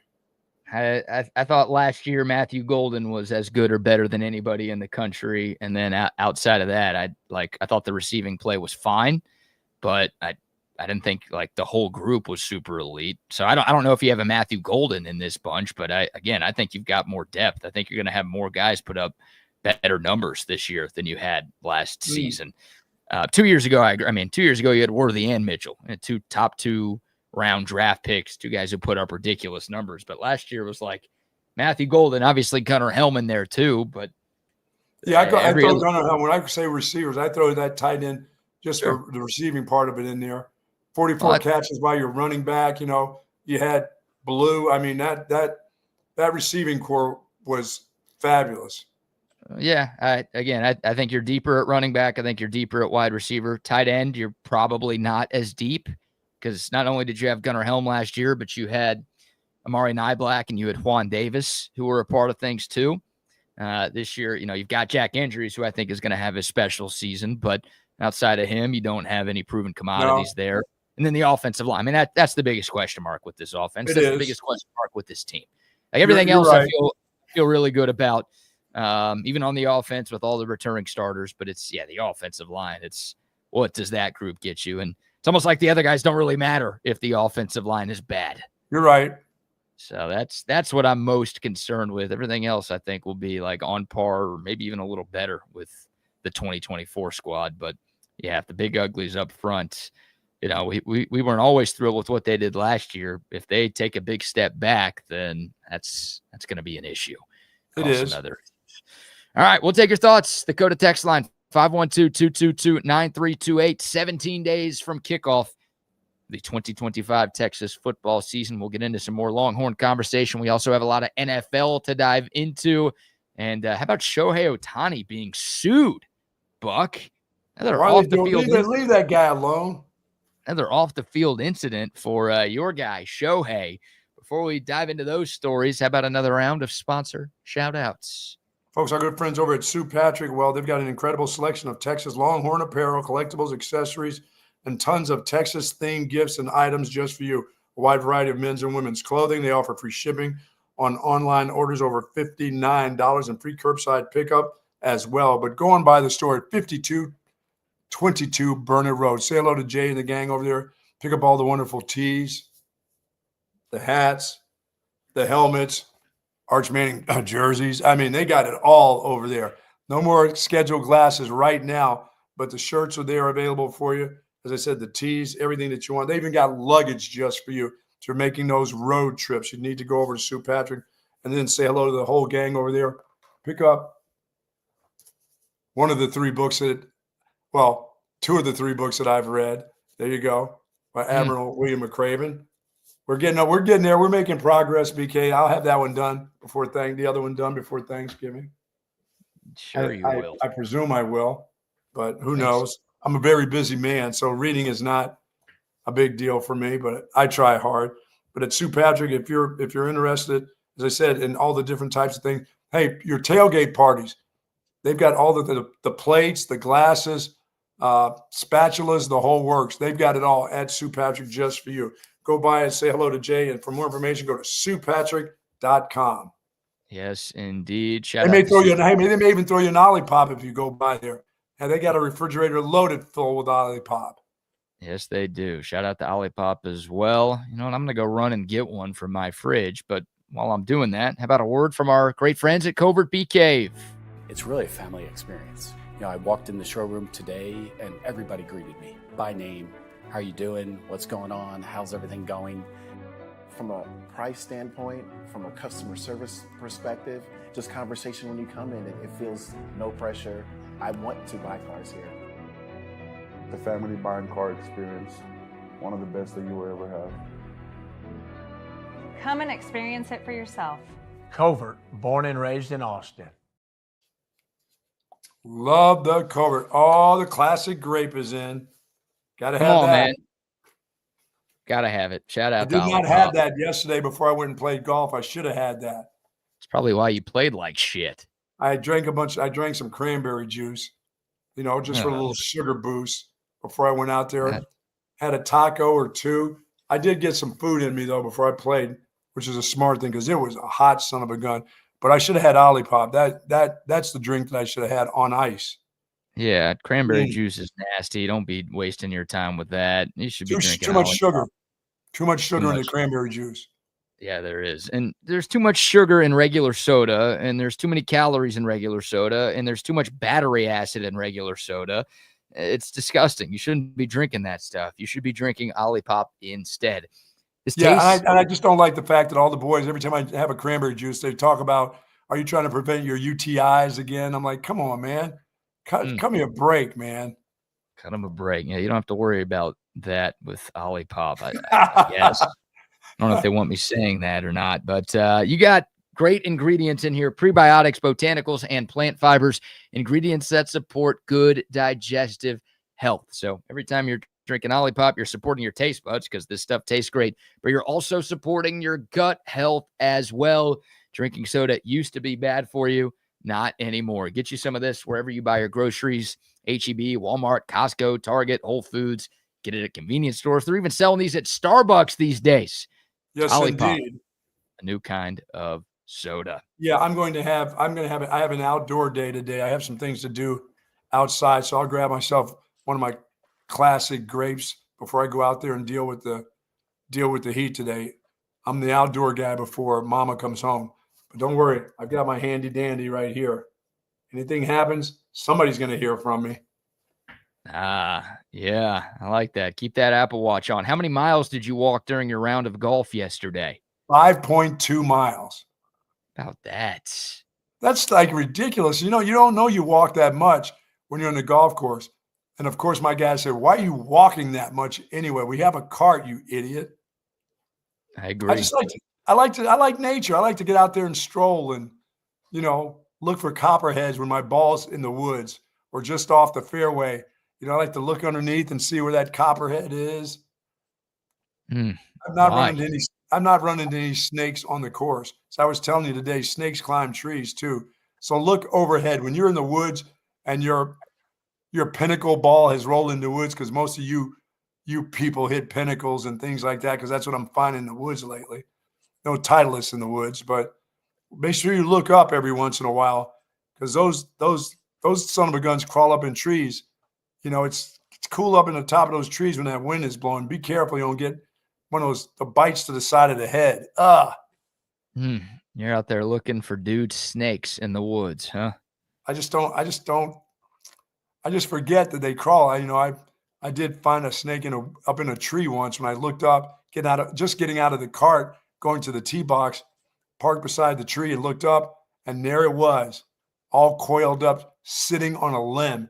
Oh, with that, you'd have a hard time hitting that ball at the tee box, wouldn't you? I've seen two snakes. At one time I saw a copperhead. You know, there was one of the sprinkler system deals at the tee box right there. Mm-hmm. And there was a copperhead that was coiled up where the water was, where the sprinkler was, trying to get himself. That was his spot. And I came to the tee box and I'm thinking, I'm going to walk up and the snake is just going to stroll away. That snake was like, no, this is my spot. I know you got to go tee off, but this little sprinkler area here with this water in the middle of the summer belongs to me. and I tried to shoo this thing away with a club, and that thing struck at the club. It was pissed, and it was a copperhead. I know snakes when I see them. That thing was copper, and it looked just like a bunch of leaves. He was pissed, and it was hot, and he was mad, and he didn't want to give up his spot. So we moved to the next tee box.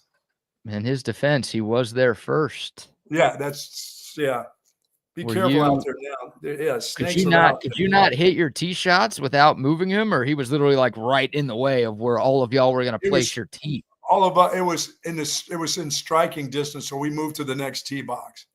Okay. When I took when you took the driver and just kind of pushed at him, and he was like, "No, I'm not moving. It's nice and wet right here." We thought it was best to just get in a cart.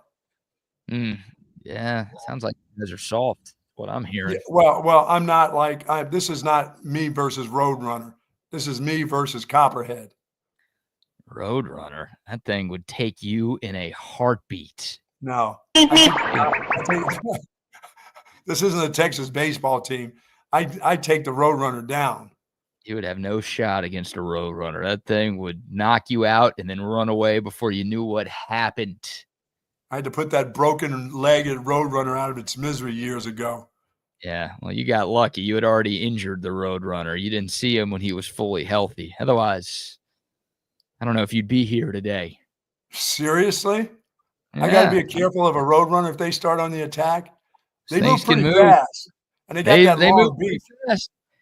And if they run – ooh, what was that hand gesture there? They got that long beak. It's weird. And if they run off a cliff, they stay in the air for about 5 seconds before they fall. I do like to see when they go airborne and crash. Yeah, they're not real good. They're not real smooth.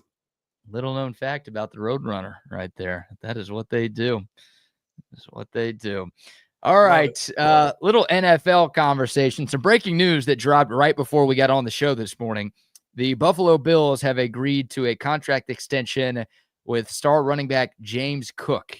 It's a 4-year, $48 million deal that includes $30 million guaranteed. It's the most guaranteed money for a running back in the last 5 years. Yeah, he's been solid, but do me a favor. Don't be giving that guy $30 million guaranteed, please. You know why it's the most in only the last 5 years? Because, well, the Zeke Elliott contract happened right before that. Oh. Way to go there, Cowboys. That one didn't work out too well, did it? He's been pretty consistent. You know, he's not flashy. He just gets it done. Zeke Elliott's contract, by the way, in 2019, 6-year deal, $90 million, $50 million in guaranteed money. So it feels like every other position in football, the money's going up, right? And every time somebody gets a new deal, it's more money than the guy who just got the previous deal. At running back, yeah, the market kind of capped out after the Zeke deal, and now they're trying to get back close to what it was. Well, Saquon must make some good coin too. Yeah, but he ain't making $50 million guaranteed in his contract. Wow. He just signed a new deal with Philadelphia, obviously, after he helped lead them to the Super Bowl this past year. But yeah, no, Zeke signed the ridiculous contract that obviously blew up in the Cowboys' face. And Saquon's deal has $36 million in guaranteed money on a 2-year deal. That guy has another year. If he has another year, like what he's just done the last 2 years, even though he's a little starting to get age-wise, he'll get another deal this year. Yeah, like you said, I mean, he ran for 2,000 yards last year. He almost broke the single-season record for rushing yards in a season. Probably would have if he didn't sit out their Week 18 game. They had already clinched, their seeding in the playoffs. So Scary cat. Saquon's a monster. James Cook gets this deal. He was really good last year. Where are you at with Buffalo right now? Like, I've been knocking on the door. I'm good with them. If that defense is better, I was asking you yesterday about the Bosa. Will he make them better? Yeah. And if he makes them better, if he stays healthy and they're better on defense, I think they can go to the Super Bowl. I mean, they definitely can go to the Super Bowl. They've been very close in like. But will they win the? Will they win? Will they win their playoff? Yeah, I think they can. I think they can win it all. Yeah, I mean, they should be able to. It's a loaded team, and Josh Allen, your reigning MVP. He's one of the best quarterbacks in football.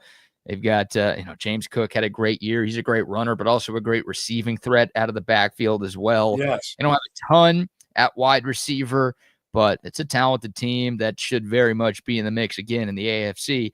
I wonder about their window, and I also wonder why they haven't fired their head coach, Sean McDermott. Because that guy, I don't think he's a bad coach by any stretch, but he gets out-coached like by Andy Reid every single time they play against each other.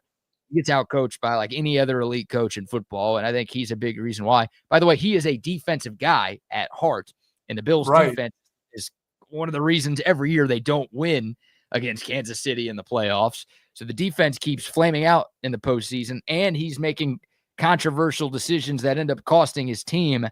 I don't know why they keep running it back with him versus trying something different. Can't figure it out. He may be on his last stint there too if they don't get it done. I've said that the last 3 years. And he's still back. Every year he's back. You're right. It's like as long, it's almost like Mike Tomlin. Like Tomlin, I guess, has a Super Bowl to his name, but it's like the Steelers are like, let's just keep having winning seasons, and Tomlin's going to stick around. For Buffalo, it's like, let's keep getting close. Let's keep winning a playoff game, but we can consistently lose in round 2 or round 3, and we don't need to actually get to a Super Bowl or anything. We don't need to take the next step.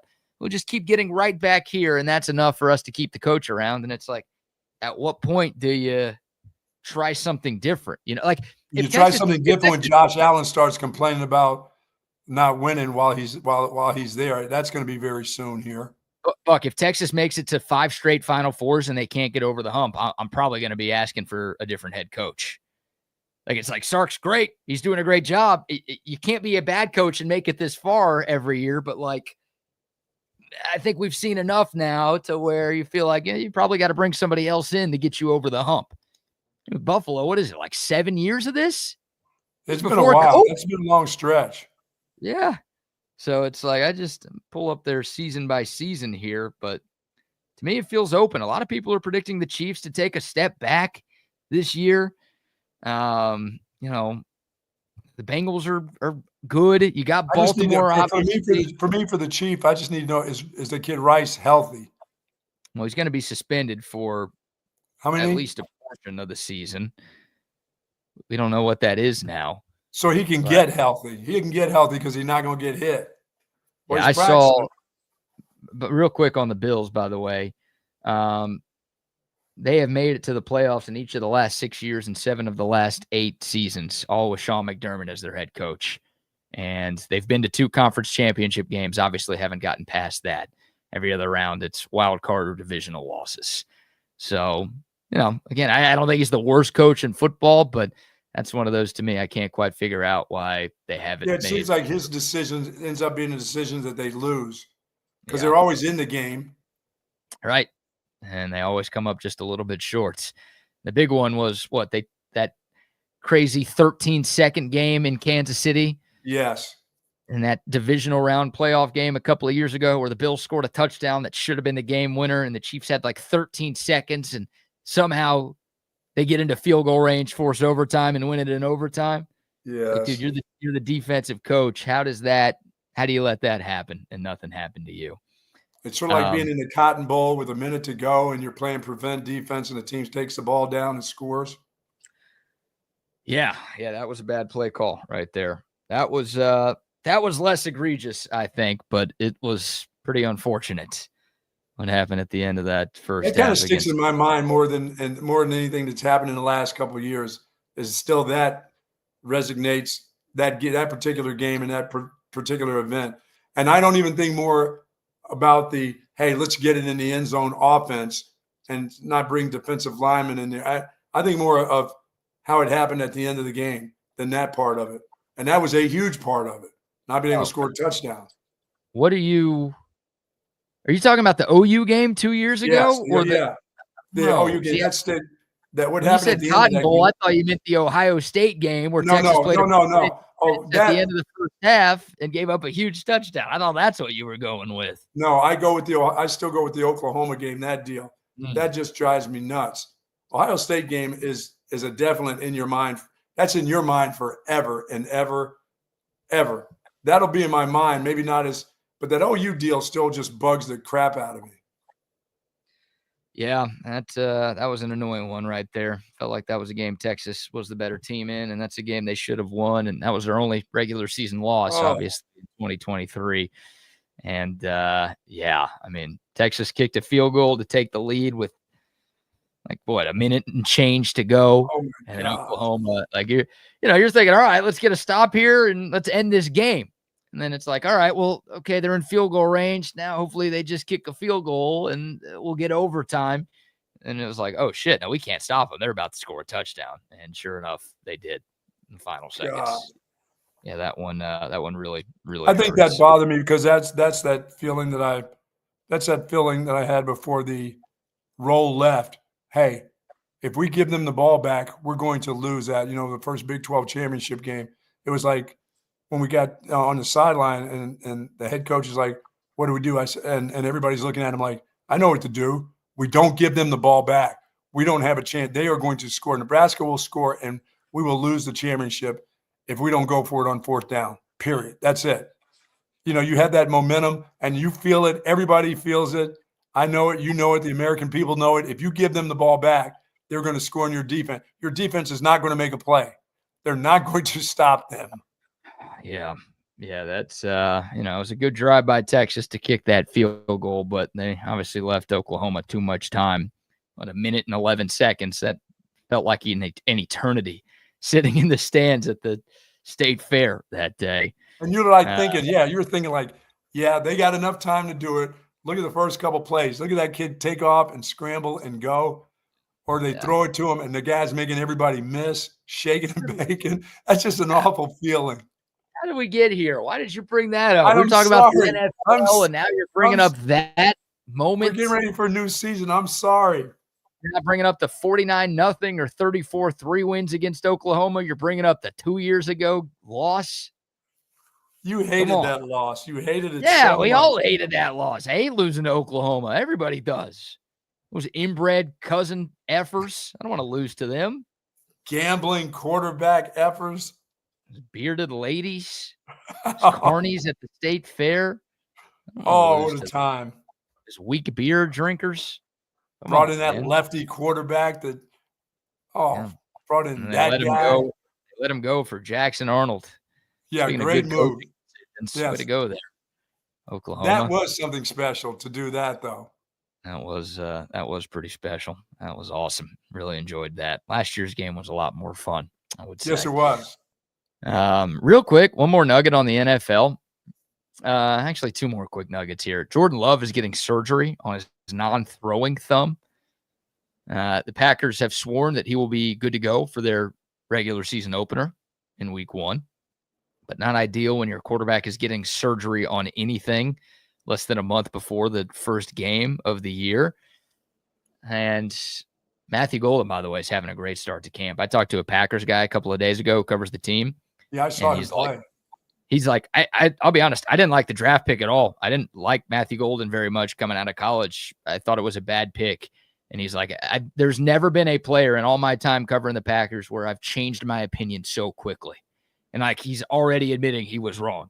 It's like Matthew Golden, he's just incredible. He's doing everything right. He's going to be the Packers' #1 receiver by the midway point of the season. Sure. He's that good. So he just gets open. He can catch the ball without slowing down at all. Like on these slant routes over the middle of the field, you'll see a lot of even good receivers. They'll have to slow up a little bit to catch the ball, and then they turn it back on. It's like, no, Matthew Golden literally catches in stride, and he's going full speed nonstop, and he's just unstoppable out there. I saw that the other day. I was like, that guy's playing like a pro already. He's going running slant routes into the safety, and Jordan Love is like, okay, I'm throwing it in here. If he's a little bit open, he's going to make that catch in traffic, not worry about getting hit, just go. I mean, and go with speed too. I mean, I saw he caught 2 slants the other day that I was thinking, you want to do that to your #1 pick? Or is your #1 pick going to go in there and say, maybe not so much? And he made the catches in traffic like it was nothing. Yeah, it doesn't surprise anybody who watched him play last year. I mean, and that was the only completion Jordan Love had in that game. He was 1 of 5 for 7 yards. Yeah. In his preseason debut, and then he got hurt on a sack and tried to practice yesterday, and it didn't go well, and now he's getting surgery. So we'll see what happens there with But on Green the other Bay. hand, on his left hand, huh? On his left hand, yeah. But Matthew Golden's doing a great job. And again, folks in Packerland are very happy with what they've seen from him. He just seems like a good dude, too. Yeah, still going to take some time getting used to the number 22 for him. That's not a number you see for wide receivers very often nowadays. But that's what Matthew Golden is rocking. And you said they're calling him Bullet? Yep. That's calling awesome. him Bullet. And Matthew Golden wearing 22 in honor of his grandmother who loved the number 2. So me too, Secretariat. Secretariat was your favorite receiver? That was my favorite. That's number 2 is my favorite number. Because of the horse? Yeah. Because he won a lot of money on that horse? I won that as a kid. The number 2 horse, that's always been one of my favorite. And then Secretariat came around, and Secretariat was number 2, and I love that number. And wait a minute. And there's another number 2 that we all love, isn't there? There's the real reason. Well, I wouldn't say we all love him. I would say you love him a little too much. Wait a minute. No. Secretariat was first. Jeter was second. Yeah, I like Secretariat more than Jeter, I think. What? But it is cool that Jeter's wife could talk to Secretariat back in the day. That's true. They could communicate. And then I watched Doug Flutie wear a double deuce. Double deuce. Yeah, it's Matthew Golden trying to be Doug Flutie out there, I guess. Cool. I don't know if that's the comp he's looking for. So there you go. There's your latest from the NFL. James Cook gets a new contract with Buffalo. Still nothing for Micah Parsons in Dallas. By the way, Brevin Jordan is out for the year. We talked about his injury yesterday, and it was confirmed that it's a season ender for him. So tough news for the Texans there. Yeah, Matthew Golden reminds me of Paul Warfield with speed. The old Browns wide receiver, Paul Warfield. It's just as smooth as silk, but he's got more, he's got that speed. Warfield was fast enough, but boy, he made catches, BK, those kind of catches where you don't slow down, where a ball comes and you're going full speed and just grab it, snatch it, and then just take off. He was special. Your dad would remember Paul Warfield. Don't really remember his name. Warfield, Paul Warfield, still alive. 82. Is he really? 82. Wow. Just looked him up. 2-time Super Bowl champ. He was fabulous, man. He was great to watch. I like that. Yeah, put up some great numbers. Great player. Paul Warfield. All right, that's a good comparison right there for Matthew Golden. I'll take that one. I wouldn't mind Golden having the career resume that Warfield did. Oh, yeah, for sure. I would prefer it to not be in Green Bay. I would love for him to, first opportunity he has to get out of there to up and leave, They're going to love that guy. They're not going to want to get rid of him. He's a lifer there. I think you're right. All right, we'll take your thoughts. The Dakota text line 512-222-9328. Is Arch Manning the most important player in college football? We will get to that. Plus, little baseball news and, Yankee Stadium cop getting caught in 4K the other day. Get to all those here in the last half hour of the show. But before we switch, how about a few more sponsor shout-outs? Folks, if you're looking for that special patient-focused orthopedic care, contact the experts and our friends at Texas Orthopedics. Their physicians offer comprehensive surgical and non-surgical orthopedic care for children and adults, spinal care, sports medicine, trauma care, joint replacement, of course. Dr. Daney, Dr. Stockton, dedicated orthopedic surgeons there. And their goal is to get you right back into good health and the great quality of life that you deserve. Texas Orthopedics is the largest independent orthopedic practice in the state of Texas. For more info, go to txortho.com. Yes, sir. And a shout out to my man, Ryan Hurricane Hecht and the Hecht Law Firm, your go-to personal injury attorney right here in Central Texas. So if you get hurt in a car accident, if you get injured on the job, if a dog bit you, any sort of personal injury, you got to reach out to Hurricane Hecht and let him get you the money that you deserve. He's a friend of the show. He's been a friend of mine for more than a decade, and he is a fighter for the people, compassionate with clients, but aggressive in the courtroom. Again, he's going to fight for you to get you every dollar that you deserve. After you get in a car wreck or after you go through a personal injury, you're dealing with enough trying to get healthy and trying to get your life back on track. Don't let the insurance companies push you around and tell you that you're not worth it. Hurricane Hecht is going to fight for you every step of the way. 512-938-8929. That's 938-8929. You can find out more information online at hechtlawfirm.com. That's HECHT lawfirm.com. And, of course, 34 Wine and Spirits, 4601 Southwest Parkway, folks, for all your alcohol needs. Getting ready for the big season, the big party at your office or in your neighborhood. Call in 34 Wine and Spirits, of course. They are a wholesale distributor in Travis County. They can get it to you, or you can just stop by the store at 4601, pick up that great bottle of wine or liquor that you want to get at 34 Wine and Spirits, 4601 Southwest Parkway. They also have the best beer in the world, and that would be Altstadt Beer. Yes, they do. Best Shout out beer. to Altstadt Beer. Oh, yeah. The best beer there is. Love me some Altstadt Beer. Whatever you have going on all summer long and into the fall, make sure you accompany your good times with the greatness that is Altstadt Beer. Yeah, football season right around the corner. So as you're stocking up for your tailgates and your watch parties, make sure you're showing up with Altstadt Beer. You're going to be the life of the party anytime you show up with a 6-pack of Altstadt. They've got a bunch of different brews, something for every beer drinker out there. And every Altstadt is brewed with just 4 simple ingredients. There are no additives. There are no preservatives. Nothing that you're going to feel bad about putting into your system. Altstadt, you can feel the difference. You can also taste the difference. I'm telling y'all, one sip and you won't go back to the other beers that you have been drinking in the past. It is the official beer of BK. It should be the official beer of you as well. It is Altstadt Beer. No impurities, no regrets. All right. Our friends at ESPN.com have put together a list of the 40 most important college football players in 2025. Care to take a guess who was number 1, Buck? Arch Manning. Arch Manning. He was the only Longhorn on this list of 40, by the way. But Arch Manning described as the most important player in the country going into 2025. Here is the description that Bill Connolly of ESPN gives. He says, quote, I usually count down to number 1 in this piece in an attempt to build some sort of suspense, but there's no point in making you wade through 39 other names when you already know who's going to be number 1. The top QB prospect in the 2023 recruiting class, Manning attempted 108 dropbacks while backing up or filling in for Quinn Ewers the past 2 seasons. Now he enters the 2025 season as the Heisman betting favorite, leading a team that is national title co-favorites and the preseason number 1 team. For 2 years, we've looked at 2025 as the year of Arch. Now we get to find out if he's up for the challenge. If he is, then Texas could remain atop the rankings all season.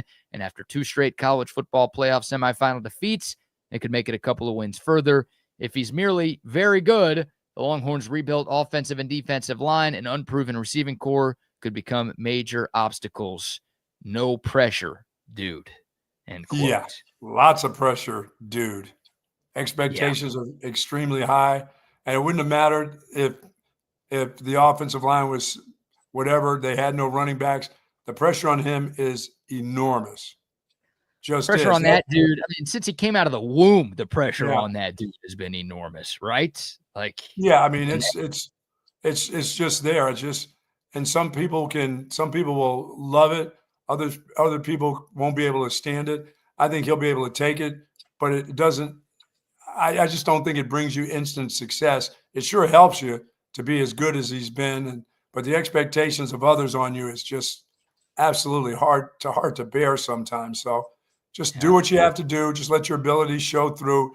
Let everybody else, as I said, I think everybody will have to rise to his level of play, which is a good thing.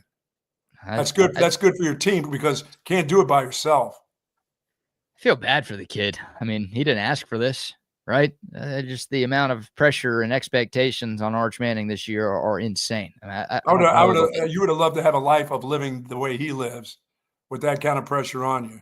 That would be fun. I mean, look, he's getting rewarded handsomely for it. Like it helps being a Manning in a lot of regards. But when's the last time we've seen a first-year starting quarterback have this much on his shoulders going into a start of a season? And it's absolutely insane what's going on. And I get it. His last name is what it is. He's a 5-star, the number 1 quarterback in his class. He's at the University of Texas, like the combination of all of those things. I'm not saying I don't understand it, but it's just, we're talking about like a 20-year-old college kid who is dealing with all of this right now. And like every single thing that he does on and off the field has been psychoanalyzed for years. And everyone's either saying, oh, he's the best quarterback ever, or he's going to be the best quarterback ever, or oh, he's a total bum. Like no one's just waiting to see what Arch Manning is. Oh, no, the anticipation throughout college football is amazing about what he's going to be. So I just know that everything won't be rosy. There'll be times where everybody else around him is going to have to pick him up. It's not going to be, but I still think that the players will have to play to his level. I think his level is extremely high, and those around him that are good will have to be even better. But the days that he doesn't have it, because that's just the nature of great ones like his uncles. I mean, you're going to have a day, a game, a quarter that it's just not working for you. So the people around you have to be able to pick you up. So that's where those guys will have to be good. That's what a team is all about. So my expectations are he's going to grow in the position and be really good at it. But they're going to be games. There are going to be times where we're going to go, shit, did he really throw this? Did he really do that? But it's just the nature of the position. Well, it's different with Arch than it is with anybody else who's playing quarterback in college football right now. Because you're right. Of course, that's the nature of the position. There are going to be bumps and bruises. I mean, Arch could be in his third year as a starter and he'd still be making mistakes. That's how it goes, like you said. But like if Arch Manning plays bad in week one, even if Texas beats Ohio State, if Arch Manning like throws a couple of picks and doesn't look great, then I mean, the talk is going to be absolutely insane. Yeah, I mean, what kind of numbers does this guy have to have for people not to be on his ass? I mean, obviously you have to win the game, but what if his numbers are pedestrian type of numbers and they just play well offensively enough? He makes enough plays. I mean, that's not going to be good enough for people. To me, I want to win the game. I want a first-year guy starting at quarterback at the shoe. Are you kidding me? Give me a win and give me a decent game without more than a pick, and I'm as happy as can be. Now you're asking for a couple of things there. So if he throws 2 interceptions, it's a disappointing debut. If they win, no. Okay. Yeah, look, you said people. Like, how do you make people happy? Everyone's got, I guess, a different definition of what's going to make them happy. And some people aren't even Texas fans. They just want to see Arch Manning be really good. People are spending their hard-earned money to bet on this guy to win the Heisman. So some people are like, oh, if he doesn't win that, then it's a failed season. People are betting on him to be the number 1 pick. So people are saying if he doesn't do that, then his career's a failure. So if you're betting on him to be the Heisman pick, then I mean you're messing with that's your money. Then you're stupid for betting that. And a first-year quarterback, I mean, that's not a bet that I want to take a chance on. Right. Well, some people are taking a chance on it. I mean, he's one of the favorites to win that award this year. So everyone's going to have a different definition of success for Arch. Sure. Yeah, every single play, like you said, that he makes, good or bad, is going to be, we're all prisoners of the moment and we all overreact to one game, especially when it's the first game of the year, because that's all we have. So just brace yourselves. I mean, like if Arch Manning goes out, balls out, he throws 3 touchdowns, has no turnovers, and Texas beats Ohio State by 2 touchdowns, then everyone's going to be crowning him the Heisman already, and everyone's. Well, this is what they're going to say. This is what we expect. This is what we expect him to do. Most if people. If he's bad, it's like, oh, he was only a 5-star because his last name is Manning, and this. Oh yeah, you'll hear all. I mean, all those. That by the way, that just comes with the territory for this dude. Yeah, that's it. That's my point. It's like there's more. There's always that type of territory when you're a quarterback at a place like Texas. But even Quinn Ewers, who was the highest rated quarterback recruit in high school football since Vince Young, like there wasn't this on him. People were paying attention, of course, and people were dunking on him when things went wrong, of course. But this is just this. Again, I feel for the kid a little bit. Yeah, I just want him to have a nice pedestrian type of first start, and the team plays exceptional around him. The defense is great. They run the ball well enough. He throws a couple touchdowns, makes some good decisions. If he throws a pick or 2 and they still win, and it's not like Heisman numbers, but they win the game, I'm fine, because I think he just continues to grow. And then he's got 3 games to really grow into the position and do some things and get to know his teammates well enough, the ones that are going to catch the ball from him and the snap count and all that other stuff that goes along with it with the offensive line, I think they'll grow into it. But I think he's good enough. I think they're good enough to win the game against Ohio State. Ohio State's got a lot of things that they got to think about too. Yeah, you know, I agree. So I'm excited. I'm excited for him. I'd rather see him in this game than in San Jose State, you know, a game like that at home first. I know people would love to him to get off to a great start, a home game, and just crush somebody that's not good. I'd rather see him under the gun immediately at a team that's got to think about what they got to do too on the other side. That's number 1 or number 3 or number 2 in the nation for him to get that kind of opportunity. Because once again, just like Texas, they got a lot on their plate too going on. Yeah. It's about as hard of a first, and thankfully it's not his first career start, but obviously it's his first year starter. This is about as difficult as a first game as you could possibly have. On the road, defending champs, top 3 team. Hate it on the road, but you're going to be in a hostile territory. Let's go get it done. That's it. I mean, you got no choice. It's not like you can request a change now. The schedule's been out for a while. We've known what it is. But look, Sark was asked about it the other day. He's been asked about this 500 times since Arch Manning got to Texas. It's like, well, how does Arch deal with the pressure and the expectations of being a Manning and this, that, and the other? And Sark's like, I honestly just don't think he cares what you say. He's like, no offense to you guys, but like he just doesn't pay attention to what happens out there. Sure. And you know, there's coach speak. I feel like the coach would probably say that about anybody, and the coach always talks about his locker room not paying attention to the outside noise. But that has to be the case for Arch Manning, doesn't it? Oh like yeah. If you spend your time listening to what people said, you'd lose you'd lose your noodle if you spent all the time listening to what people thought about you and what they said about you, especially that guy. And there are a lot of athletes who the first thing they do after a game is they check Twitter and they see who tagged them, or they will search their own name on Twitter to see what was said about them. If Arch does that, even after a good game, but especially after a, average game or a bad game, then like you said, it's going to drive him crazy. Like he's got to. First of all, the guy's had too much. He's had too much success. You know, if he's checking Twitter or just being a normal college kid or whatever athlete, the guy's had all kinds of success. So most of the times he checks it, it's all good stuff. And a little bit of bad stuff. You're not on this stuff, so you don't see it, dude. I'm just saying the little bit of bad stuff people say about you, a guy like that can handle, but there's got to be an awful lot of praise for him too. Right. Well, again, if times are good, there will be. If times are not so good, there won't be. Well, I mean, he's human. He should expect that. If you're bad, you're going to get bad shit said about you, and you should be able to handle that and expect that. If you're really good, people still will say bad shit about you. Well, like John Matir can have a bad game, and he's not going to be the lead story on ESPN the next day. No. He's not going to be one national story on every talk show in America, not just the ones that cover Texas. If Arch Manning has a bad day, then that's the number one. It's the number one story everywhere. So it's like, it's going to be hard for him to avoid. Like, it's not just checking Twitter. It's turning on the TV. It's walking around campus. It's going anywhere. Like that's going to be just as tough of a test as going out there and actually playing the game, is tuning out that outside noise, I think. So that's a part of the deal for him. The rest of the team has to help that dude out, and they just have to go just win the games, brother.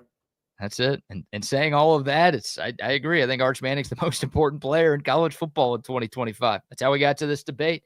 I mean, if Arch is what we want him to be, and Texas is winning a national championship this season, and if he's not, then Texas could still be really good. Again, I don't think any of us thought Quinn Ewers was the best QB in the country last year. No. And Texas was a couple plays away from a national championship.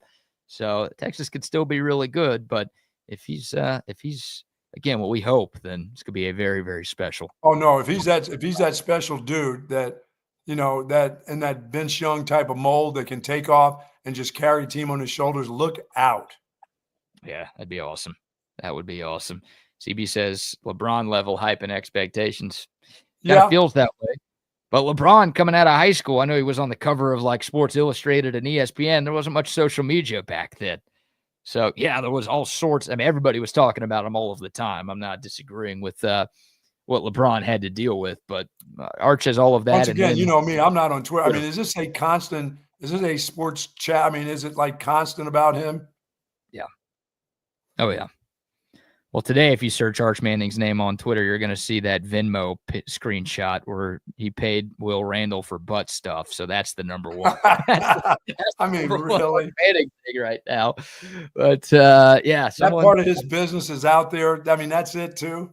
Yeah. But it's always someone, someone saying something about Arch every day, whether it's good or bad. And, again, he hadn't even started his first year as the starter yet. And it's already happened, so get ready for it. 17 days from now, it's going to be like win, lose, or draw. I guess you can't draw, so win or lose. Like Saturday night, Sports Center, Sunday, Sports Center, whatever, after Texas, Ohio State. The lead story, how Arch Manning did. Obviously, the game itself, it's 1 versus 3. It's the biggest college football game of the day, maybe the biggest of the season. But it's Arch Manning's debut. Boom. That's block A everywhere you go.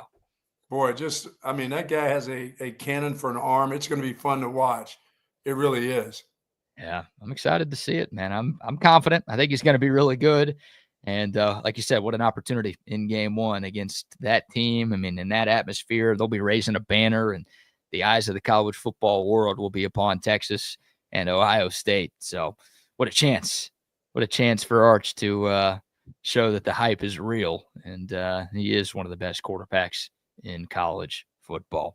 No doubt about it. Buck, Shohei Ohtani's getting sued.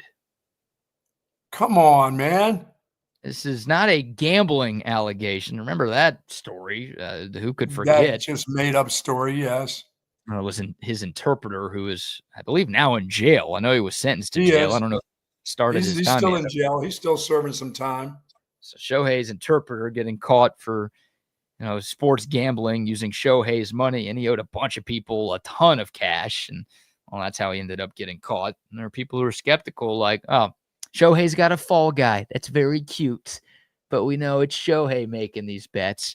Well, now he and his agent, Nez Balelo, are being sued. There's a lawsuit that was filed in Hawaii on Friday. Oh, on the island, huh? They're being sued by a real estate investor and a broker who've accused Ohtani and his agent of sabotaging a $240 million real estate deal for development on the Big Island of Hawaii. According to court docs that were obtained by the AP, real estate developer Kevin Hayes and real estate broker Tomoko Matsumoto, sure I did that one right, say that Ohtani and his agent deliberately had them removed from the project for no reason other than their own financial self-interest. Lawsuit claims that Ohtani was brought into the deal for his promotional value, and he and his agent pushed the founders of the project out using threats and baseless legal claims. Really? Yeah. So a civil suit against Shohei Ohtani right now, Buck. So Matsuyama's not happy. Matsumoto. No disrespect. Tomoko Matsumoto is not thrilled, not to be confused with Ipe Mizuhara, who was the former or Matsuyama, the golfer. Interpreter, or Hideki Matsuyama, or I feel like you're about to say Siwoo Kim next, so I'll go ahead and get that out. I would not say something like that. You wouldn't not say something like that, though. So there you go. So we'll see what happens there. Someone going after Shohei's money. The Houston Astros got pummeled by the Red Sox last night. Oh, my goodness. They need to quit playing the Red Sox. Quit picking on the Red Sox. They did beat Boston 2 nights ago, but last night was a disaster. 14-1, the final score in Houston. And the Astros just can't catch a break. Like, they've been dealing with countless injuries all year long. Now their all-star closer, Josh Hader, has been placed on the IL because of a shoulder strain. So he felt discomfort on Monday. He didn't pitch for the Astros. He warmed up and something didn't feel right. So they put him on the IL yesterday. The earliest he could come back is August 26th, but he's going to get more testing done. And if things don't look good on those tests, then Josh Hader could miss more time than that. And to make matters worse, the Astros are now tied for first place in the American League West because Seattle, Buck, the team that you keep saying is going to fall apart, they won 8 in a row. Yeah, their time. Wait, it's not quite. It's not August 20th yet. Oh, that's the deadline. August 20th is your that's time. That's when they start to fall apart. The 20th of August. I like that. You started. Oh, it's not quite August yet. Oh shit, it's the 13th. What date? Oh, August 20th. No, the 20th. It's the 20th. They start their downward swoon. I still am picking the Astros to win the division, but it's kind of amazing they've been able to handle all of the injuries that they've had to this point. They keep losing bodies, and losing guys in the bullpen, especially your best bullpen arm, is not what you want at all. So we'll see. I assume Brian Abreu will move from the 8th to the 9th inning and be the temporary placeholder for the closer's role in Houston. But that bullpen's already not super deep, and now you take your best pitcher out of it. That doesn't help at all. So one more today between the Sox and the Stros. I'm sure Houston's about ready. Did Bregman hit a home run too? Bregman hit a home run 2 nights ago. That was the game the Astros actually won. I think he did hit one last night too, actually. I think he's hit home runs in both games. Wow. Yeah, so Breggy has looked pretty good in his return to H-Town. It's been pretty cool. Like Correa and Bregman, both playing at Minute Maid at the same time. Isn't that something? Obviously, Correa's on Houston now, and Bregman's not there. But it's like all those guys on the field at the same time. Definitely some nostalgia for Astros fans. I bet you they've been getting huge crowds there for this series. Oh yeah, the Sox always bring a big crowd, but it's Correa's first home series since the trade.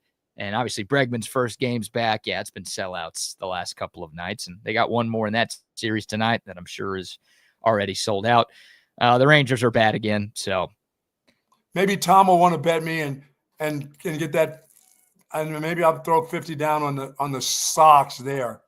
You can. I mean, it's the rubber match tonight, right? So the winner of this game this evening will win this series. He's probably going to that game. Tom, there's a chance he is. Tom already owes you $50 because of the last Stros Sox series that happened at Fenway a couple of weeks ago.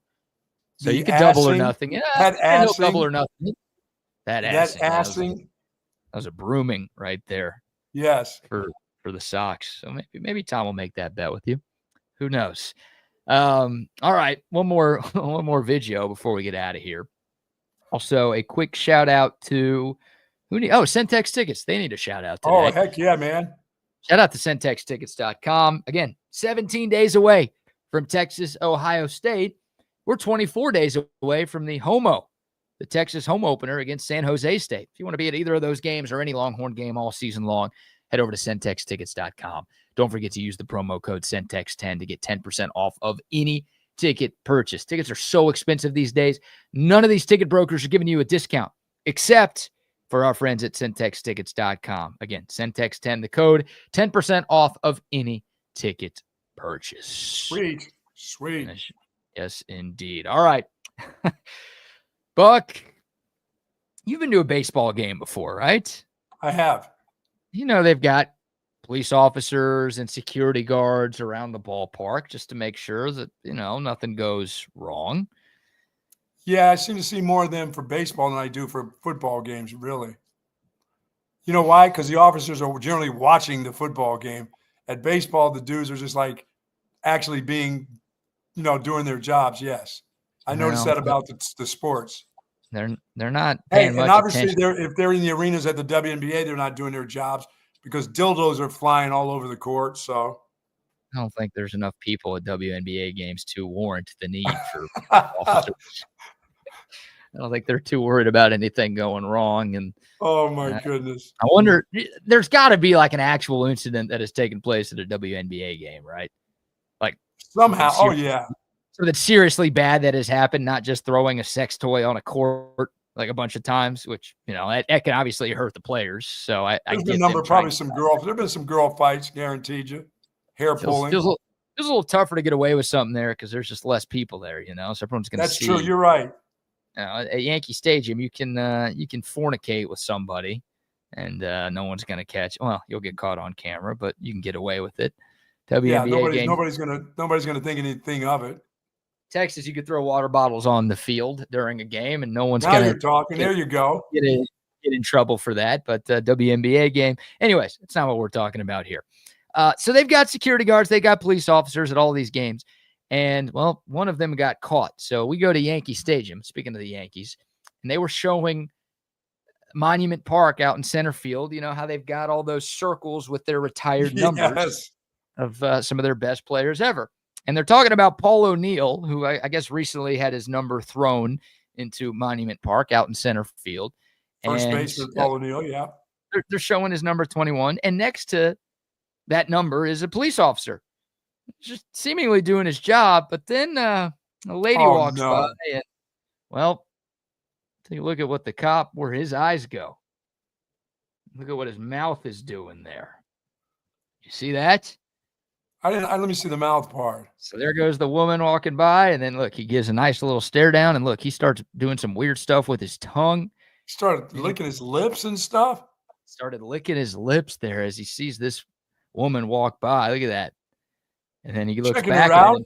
Just he's a dude, got no ring on. He's not married. He's just checking her out. Yeah, no, there's nothing wrong with it. I just think it's hilarious that he got caught by the television camera during this, you know? Hey, just a dude being a dude. Just a guy being a dude. Right? Would you lick your lips for that one? I wouldn't be licking my lips, but my head would probably turn. My head's going to move. Yeah. What if it was a little person that went by? You think my head would turn? Oh, you're into the little people? No, I would say, yeah, I'm curious about people. I watch. I would turn and look, check it out. You're checking out a midget's ass when they walk by? Is that what I'm hearing here? Which, hey, it's fine. Like, if you're an equal opportunity ass looker, then you're gonna look at anyone. I'll just say this. That's how I met my wife of now. You know, I noticed her. She came to my golf tournament. She was with a friend of mine, and I noticed her going by me, going that way more so than when she was coming the front way. Okay. And what was your pickup line? You just walked up to her and licked your lips like this police officer did? No, I didn't lick my lips. I just said I'd like to get to know her someday. Her husband had just passed away, and my friend said she's not quite ready to that. And I called my friend. I call my friend once a month until she thought that, and it was for over a year of calling her, say, what do you think? What do you think? Nope. Her husband passed away. Nope. She's not there yet. And finally she said, yeah, she would like for you to talk to her. But I didn't notice her coming forward. I noticed the rear part of her. What was your first line? Hey, I hated to see you go, but I loved to watch you leave. Yeah, it was kind of like that. She couldn't believe that. And she said, oh, so you didn't notice my hands or anything? I said, no, I just noticed the back part as you went by me. You said that? I let her know, yeah. Nice. All right. Well, that's good. And it worked. And it worked. She was kind of like, that's good. I had a nice attribute. I said, yeah. And a nice ass. Oh my God. Well, maybe this is the start of a love story between this Yankees cop and this woman right there, who might have been walking behind her boyfriend, but who cares? The cop. See, I wouldn't go through all of that. I didn't need all those gestures. Just my head would turn, but it would come back to the game, to the Paul O'Neill, Guys looking like Steve Belichick. Looking like Steve Belichick out there on the sideline with all that tongue stuff going on there. Oh, God. All right, we'll bring on the boys here. It's Double R. It's Wags. Gentlemen, good morning. Hey, good morning, boys. What's up? Rodney, just a dude being a dude, isn't he? That's it, man. That's it. That's one of the first things I noticed about my wife. She's got a great ass. Was it? Yep. And that's kind of one of the things that happens at our house. When I'm walking through the house and she's standing there, I'll slap her on the ass, and she loves it. Nice. Ding, ding, ding. Hit that bell. There you go. Does she really love it, or does she does. Does she endure it, or does she want you to come over and put your hand on her ass? She does. She truly does. Well, my wife wears pants that says she does, but then when I do it, she's just like, please stop. Please stop doing that. So come on. Come on, Mrs. Wagner. Come on. Mrs. Wagner, let's go. Them exercise pants, yoga pants. Pow. Whoever created those deserves and the longer it goes on, prize. the older they get, the less funny they think you are. That hurts a little bit. My wife used to think I was just hilarious. She doesn't think I'm funny anymore. She goes, I'm way more funnier than you are now. I'm like, you were never funny. I love when she says, I said, you were never funny. Why is it me? What do you mean I'm way more funny now than you were? I'm like, whoever said that you were funny at all? You're not. You know, you have women in your life that just make you laugh. There are some, you have old friends. I have a friend of mine in Pennsylvania. She just makes me laugh. And she says, am I not the funniest person you ever met? I'm like, yes. I don't know what it is about you. You just, the things you say make me laugh. My wife thinks she's funny now. And I'm like, you're not funny. You never were. Yeah. And that really hurts her feelings. I mean, it like hurts her feelings. I'm like, wait a minute. A woman being funnier than a man, that's the funniest thing I've heard all day, boys. Now, I'm not going to say that to her. I don't know how funny I am, but I think a real healthy part of Katie and my relationship, or Katie and I relation, how do I say this? Mine and Katie's relationship, there we go. Yeah. I think it's because we make fun of each other. Like, for 20 years, like, we've kind of been each other's best friend, but we've kind of been each other's heckler too, right? Like, look at what is it like? I mean, seriously, like making fun of you. Like, what is that? Look at this, look at that. And then I don't know, like saying stupid stuff too, right? I mean, your best friend's supposed to call you out on everything, you know? Yeah. So I would agree. You got to self-deprecate yourself, and you got to deprecate the 100. people you love the most in this life. That's a real thing.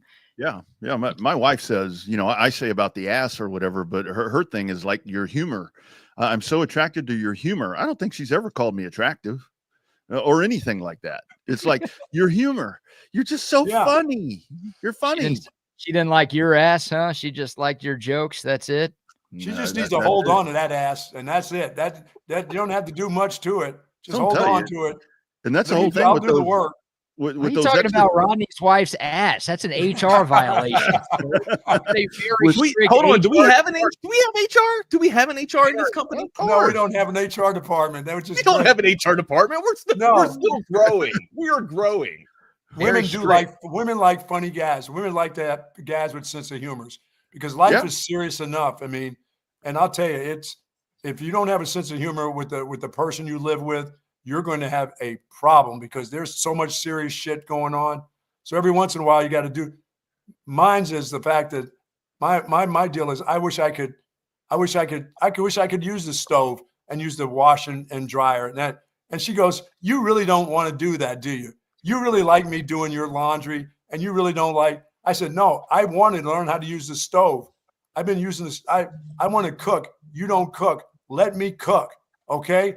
Not let her cook, you know. Let her cook, baby. What are you anti-WNBA? You're not going to let the women cook anymore? What's going on, man? I don't know. But I don't do my own laundry. I've done my own laundry since I was a high schooler.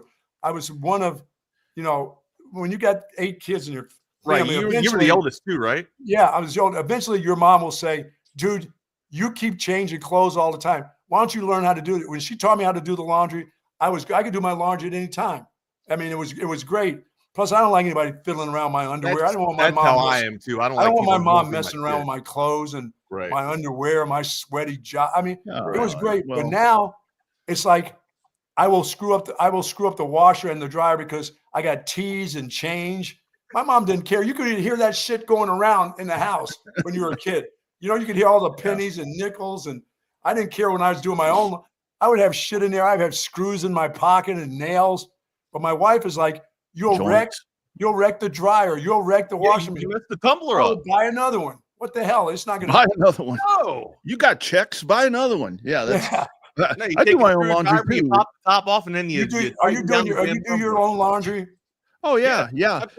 And the whole thing is because, you know, like when they say, okay, this is a delicate, this is a permanent press, and then separate the whites from the darks and all that. I do that. Throw all that shit in one and boom. There you go. No, I separate the whites from the darks because I don't want anything to bleed over or anything like that. But I've never had any bleeding like that. Your shit was already old as it was. It wasn't going to bleed any colors. You got to bleach your whites from time to time, Rodney. You can't bleach the darks or the colors. I just have a lot of pink shirts. Whoa, you don't call them that anymore, Wags. Easy on that, dude. Was Wags doing? I'm referring to household items. Wags is bleaching. What else is he bleaching? I'm anal bleaching. There you go.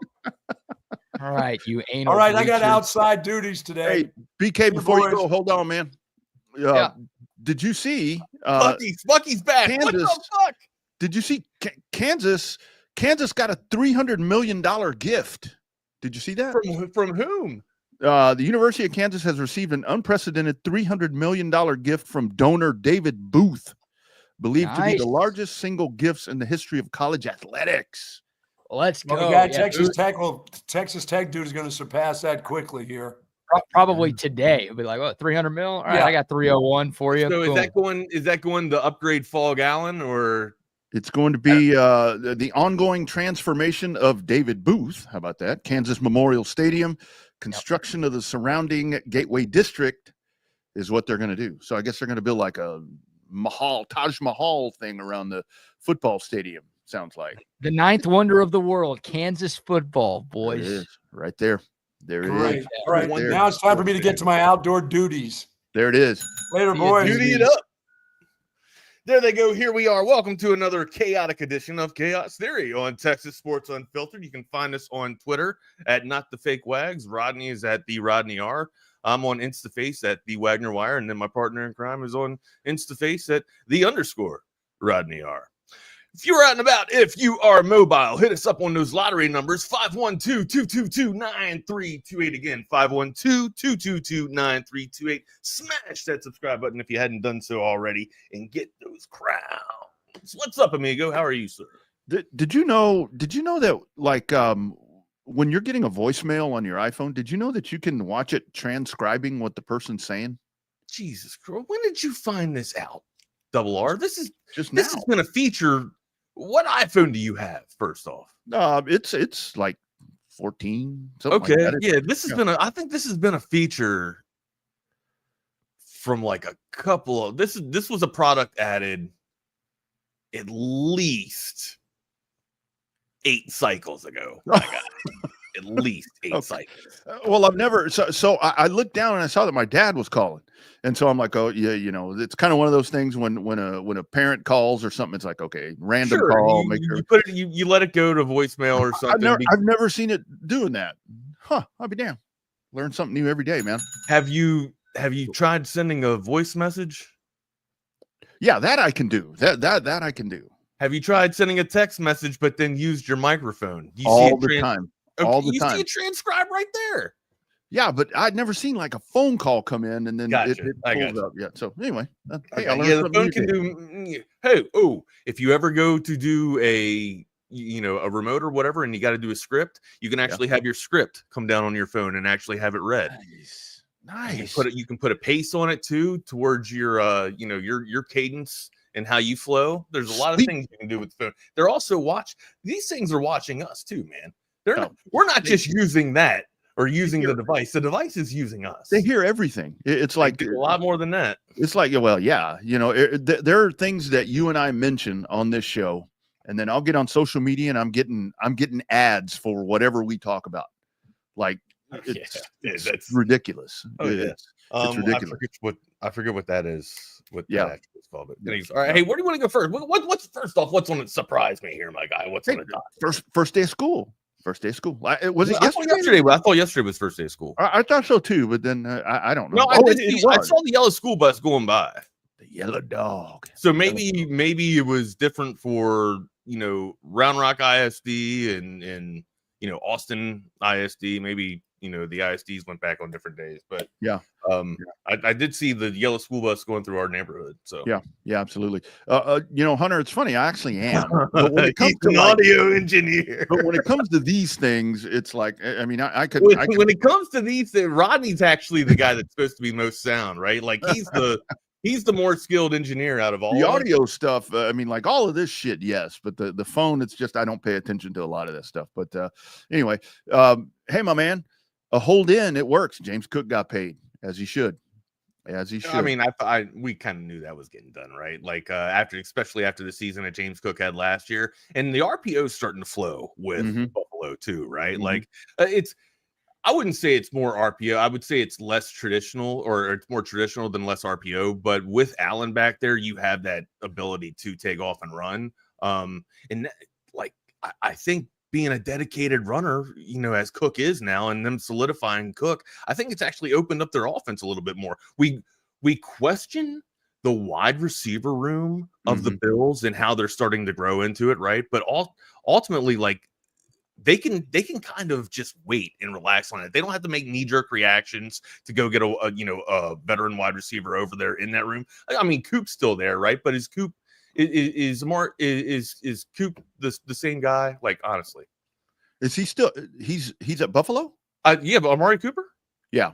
I'm pretty sure he was at Buffalo. Like, the last time I saw he was at Buffalo. I may be wrong. I've lost track of him after he left us. You're probably right.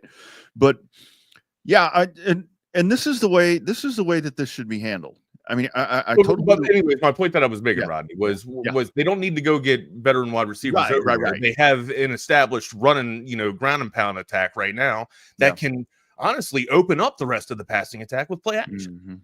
Yeah, and that's the thing where I think Buffalo is one of those teams that's in such a good spot to where, you talk about that dominant number one wide receiver or whatever. That's probably one of the only things I like about the Cowboys is that now you've got Pickens on one side and CD on the other. That you have those options right there where it doesn't have to be, okay, this is the go-to guy. He's going to get all the attention. Here's the other guy. Buffalo kind of has that spread out, and the running game is there. And they take care of this. And line. They got a good line too. Great line, man. And this is where I go back to Wags. I'm sorry to sound like a broken record all the time, but Buffalo, your time is now, man. Your time is now. You've got Kansas City kind of.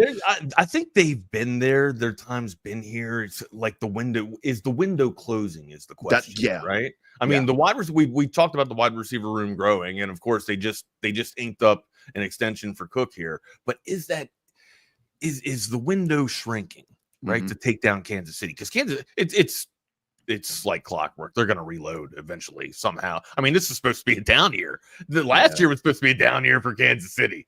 Yeah. And what the hell? Yeah, this is where you kind of get Kansas City to me right now is kind of like that aging boxer, aging world heavyweight champion, where it's like you got to bout against this guy, and you think maybe he's a little slower, a little more susceptible. You think if you can get a few punches in, you can finally knock him out. But again, the chin. But like a lot of good heavyweight boxers have done, they find ways to keep the title. So that's the only thing that I think about there. But yeah, and like with that window, I think so much of it with the window closing on Buffalo and Baltimore is that Denver, San Diego, Houston. Here comes all the other ones. So. But yeah, good get by then and them, and this is the way you handle it. The dude shows up in training camp, he's there, then he does his hold in. It's not this huge, it's mentioned, it's not this huge circus, Dallas Cowboys, and it's done. He gets back to work yesterday, boom, the deal gets done. And I'm sure Jerry Jones is sitting there somewhere saying, "See, that's why I'm in control. That wouldn't happen with the Dallas Cowboys. He wouldn't be paid yet." That's what you did a pretty decent Jerry Jones. I'll say that. I mean, you got to get a little bit more like decrepit, but you do a pretty good Jerry Jones. I'm on my way. Remember, they asked if I was a senior. I'm on my way. Are you a senior? Sure, sure I am.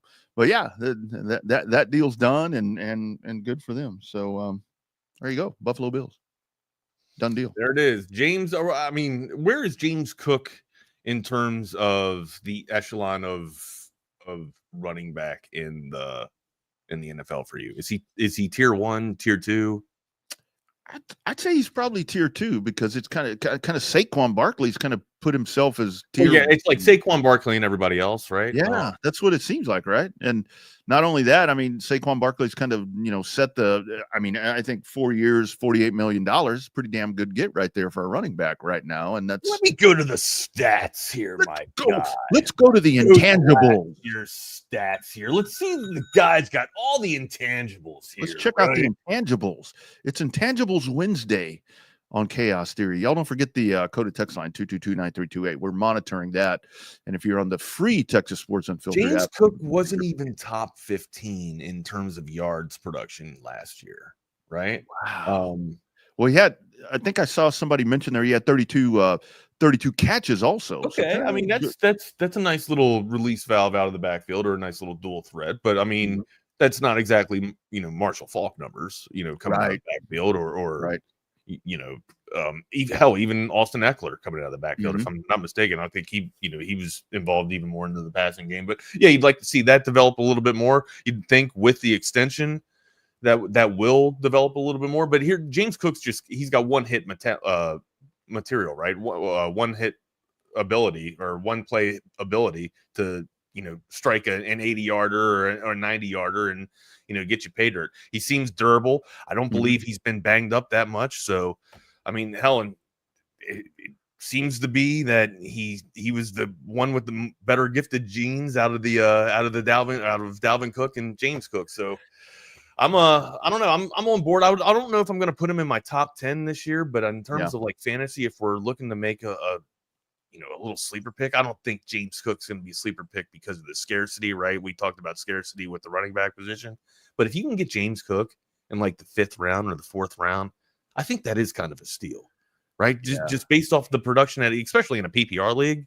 I mean, running backs are going to fly, right? Just because there's not really that many dedicated backfields. James Cook appears to be the primary toter there.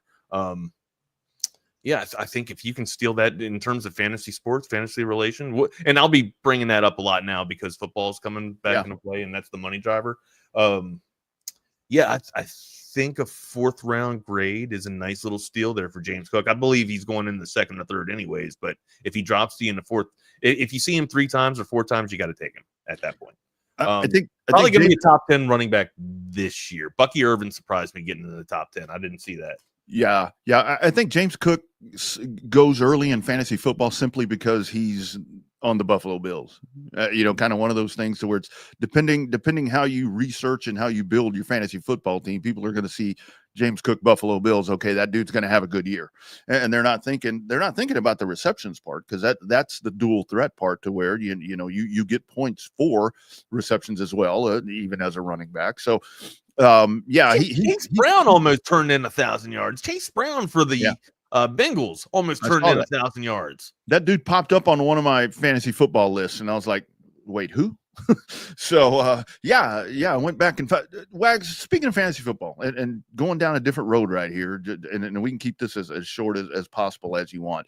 I've always seen it. I like we can turn fantasy into Fantasy Football Friday or something like that, like a little segment on Friday or stuff like that. Okay. I need to write down my question because I'm going to forget it. So right there. Yeah. So this deal gets done, and good to go right there. Rondale Moore definitely out again for the Vikings. So JJ McCarthy already a -1 weapon. I mean, obviously not his biggest weapon, but kind of integral part there. I don't think that's too much of a setback though, right? Like I still think, honestly, if you have Jefferson on your squad, I was going to say, look at what he was able to do last year, but that wasn't him back there. It was actually Darnold until, Jefferson got back. I think that highly on Justin Jefferson that I believe I don't even need to see JJ McCarthy have a rep yet. I believe that he's going to have one hell of a, how can you not, right? Based off of what we were able to see. And I know it was, a kind of a restricted window after the Big Ten or whatever, after the Big Ten championship with JJ McCarthy there. I know we didn't get to see that much of his arsenal on display, but he was able to wow some people, right? And if that can actually come together, man, we looking at a 4,000 yard season, maybe 4,500 yard season with the weapons that he has at his disposal, right? Yeah. It's really not that hard to get 4,000 yards in the NFL. That me saying that as an armchair quarterback, of course, but it appears that it's not that hard to get 4,000 yards in today's league, right? With the arsenals that he has, I foresee JJ McCarthy having a pretty decent season, regardless of any setback that he has, as long as it's not Justin Jefferson. Yeah. I'd be a lot more concerned about JJ McCarthy if he was a quarterback of the Jets, the Panthers, and the Jaguars or something like that. I mean, because it's not. Well, the line wasn't that great last year, but they did improve it. It's improved a little bit this year for the Vikings, so that's a little bit of a plus too, right? Yeah. And that's not to take anything away from Sam Darnold. I mean, we talked about this endlessly last year to where it's like you get into the right scenario. If the right scenario happens to be that you've got a fleet of wide receivers around that are going to let you throw 4,000 yards, that's a good scenario. You have some superior arm strength with superior speed usually equates to wins, right? Absolutely. And for the folks that are waiting for the downfall of Sam Darnold going to Seattle, well, yeah, there's going to be a step back. I mean, he doesn't have that what he had in Minnesota. So yeah, obviously something's going to be different. But yeah, I'd be a lot more concerned for McCarthy if he were somewhere else. I mean, honestly, the biggest concern for me is health, coming off an injury. I mean, don't get dinged up again, and odds are he's going to be pretty successful. Yeah, I'm with you. Where do you want to go next, partner? A couple of quick notes off of the code text line. The 405 area code number. My wife will get mad if I don't slap it. Good man, right there. Keep slapping that ass. AISD. So wait, you're telling me that all your all's wives just want you to come up and just tap on that ass, maybe I do it too frequently because I do. Like I can't pass it. And this is not an embellishment. Like I can't pass my wife without looking at it or smacking it. Like not smacking it hard, but just like just a cup, like a nice cup, right? Oh, she's like, please stop. Like sometimes I just don't want my ass grabbed, and I get it. I absolutely get it. But I mean, when she comes next to me and grabs my ass, she's just like, and she'll come up and joke behind me, like the stuff we were talking about, like, oh God, yeah, you like when I do that? And I'm like, actually, yeah, I do. I love that shit. Keep doing it, man. Yeah, that's. But she can only do it for like a couple of seconds, or else, I'm gonna think that we're getting weird signs, and we gotta go, we gotta kick Reed out of the house real quick. And my wife will grab my ass, and she's like, I'm like, what'd you do there? And she's like, I grabbed your booty or whatever. And I'm like, well, it's hard to miss, So when she does it, I'm always trying to get a compliment where I'm like, well, my ass is hard to miss because it's so big. And she'll always, it's like a dog. I'm like the dog. So I do that. And she's like, oh, it's not that big. So everybody wins. Come on, pop. But yeah, it's, I mean, I shit you not, Wags. There are times that she will walk by and she'll like pause momentarily and kind of throw a little hip out. And, that means, hey, hit that thing. That's what I'm talking about. I don't know. I got to put my wife around y'all a little bit more, I guess. Well, I'll hit hers too, but just don't get mad. I don't think so, amigo. I don't think so. Well, but that's where I talk about with the exercise pants and the yoga pants. It causes a problem because you out of instinct, not a habit. When you go to HEB and all those women have them on, you like want to walk up to them and like slap them in the ass because that's what you do at home. I haven't done that yet. Gotcha. All if I'm not here one day, just randomly. I know what happened. Great segue, buddy. Great segue. Yeah, absolutely. For our friends at Covert Bee Cave. That's covertbeecave.com.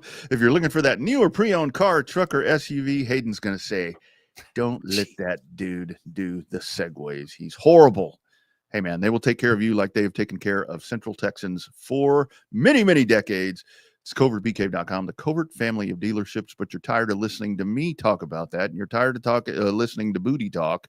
How about a word from satisfied Covert Bee Cave customer? They treat you like family. My husband and I have bought several vehicles from the Coverts over the years, and it's always just been easy and effortless.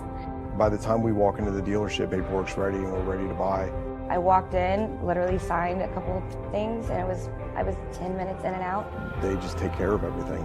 I personally feel like people took care of me. I feel like as they're taking care of me, if they take care of other people that I know, it's just that much of a plus. Covert, born and raised in Austin, where you are always treated like family. Thank you, Miss Hayden. Thank you, Mr. Dan. It is covertbeecave.com. Check them out. Check them out online, as we say, weekly specials there for you for that new or pre-owned car, truck, or SUV. Tell them you heard about them right here on Chaos Theory. New lawyer in town, friends. If the need hits, we don't ever want any of you to need a personal injury attorney. But if you happen to need one, that storm hits, you call our man, Hurricane Hecht. That's right, Ryan Hurricane Hecht, your go-to personal injury attorney right here in Austin, a proud Texas Longhorn fighting for fellow Texans. He's not just a lawyer, friends. He's a Longhorn through and through, and he brings that same fire and pride to the courtroom. If you're injured in a car accident, hurt on the job, you're out and about right now, you're walking the kiddo to school, random dog comes up and bites you, you have no idea where that dog belongs or whatever, you're going to need a personal injury attorney, and I ask that you call Ryan Hurricane Hecht. Take your cell phone out right now and put this number in there, 512-938-8929. He's been fighting for justice and big results for over a decade, and you don't pay unless you win. That's right, friends. No fees unless Hurricane Hecht gets money in your pocket. Aggressive in court, compassionate with clients, Austin-based and Texas proud, friend of the show, fighter for the people. Don't let those big insurance companies bully you around. Don't let them tell you what your case is worth. You tell them, you need to talk to Hurricane Hecht. That's who's representing me. Call him today. Again, that number 512-938-8929. Email him at ryan@hechtlawfirm.com. That's Ryan at HECHT lawfirm.com, hechtlawfirm.com. Check him out today. Tell me you heard about him right here on Texas Sports Unfiltered. Boom. Good read, amigo. Good read. What's up? Where do you want to go next? Hey, John Matir was joking around with them posts. Yeah, it's like I didn't think that he would be that dumb, but I mean, you never know. My kid does the same stupid shit sometimes. Kid, hell, I do that. You know, it's like I'll send a buddy money for something, and maybe I won't do it anymore. but I mean, I put a lot of stupid stuff in there, man. I don't know why you don't put it on private. Like, it's got a public setting or a private setting. Yeah, on Venmo. Well, the other part is like, I don't really care. You know, who's going to look at my shit? You know, for him, Still, that's probably a good idea. Information that people are getting. Like, I don't want people to know that I'm giving my kid $10 every day to go give me a burger. You know what I mean? Like, I don't want people to know that. Yeah. My minor child at 17, I give him $20 every day to go get me a 12-pack of beer. Put 12-pack of beer. And then when they look up Reed Wagner, hey, wait a minute. That dude ain't 21. What's going on here? So he's probably got a 21 ID. I know that. So you know, we talked about Joel Klatt yesterday. So this comes out with the Matir thing. So Joel Klatt writes this last night on X. So let me get this straight. We're going to turn college football into a lawless free-for-all with large sums of money flowing to players who can be free agents twice a year, but then gasp about 3 Venmo descriptions from 2022. What are we doing? Yeah, that's kind of the route that we're going, right? That's what you were talking about yesterday. That's why I'm like, yeah, there you go. Sometimes I can see the crystal ball, not Mario crystal ball. Sometimes I can see the crystal ball. Now that's a segue, my man. That is a segue right there. Number 10, Miami Hurricanes. I thought about getting the music. I don't have the use. I wish I had all of their fight songs so I could do a little rendition. That would be the treat for the people, right? Instead of our dumbass lame ass takes here on ACC Miami Hurricanes. We should have pull up the U thing, or we'll know that for next season. Oh, the brand, yeah, I got you. Yeah, pull up the U. Yeah, we can do that. We can load the logo. I'm too afraid of playing anything on YouTube or Twitch or anything because of the copyright stuff. To where it's like you never know what's going to get shut down. Well, I mean, as long as you're not like streaming a live game that's NFL has the rights, or you got to make sure it just doesn't have rights to anything. If it's already got rights to it, you can't play it. Well, what would happen to me, like it's pretty simple, honestly. Well, like it's got right. With my Revved Up show, I would like mix these bumpers where I would take like a bad like I don't know, Ted Nugent Stranglehold. I would take the intro of that and kind of mix it up a little different as an intro, as a bump for Revved Up online. And it would work for like 6 weeks. And then week 7, they would shut my shit down because of a copyright violation. There's also a way, like if we used OBS, and I'm not trying to get technical or nerdy real quick, but I'm going to anyways. If we used like OBS, there's a way that you can filter out the audio. Yes. And you being an audio engineer, I thought that you would know this. Yeah, I do. But I don't like for Revved Up. I don't use OBS. I'm messing with you. But yeah, you can use that to filter out it going to your recording. That way they can't hear it. Only the people on the live stream just hear the audio, just hear the music. Yeah. So yeah, I find non-copyright music for shit like that, and something you can find a knockoff of just about anything. So yeah, that's kind of how to circumvent that. But anyway, back to the business at hand. Number 10. The U, my man. The U.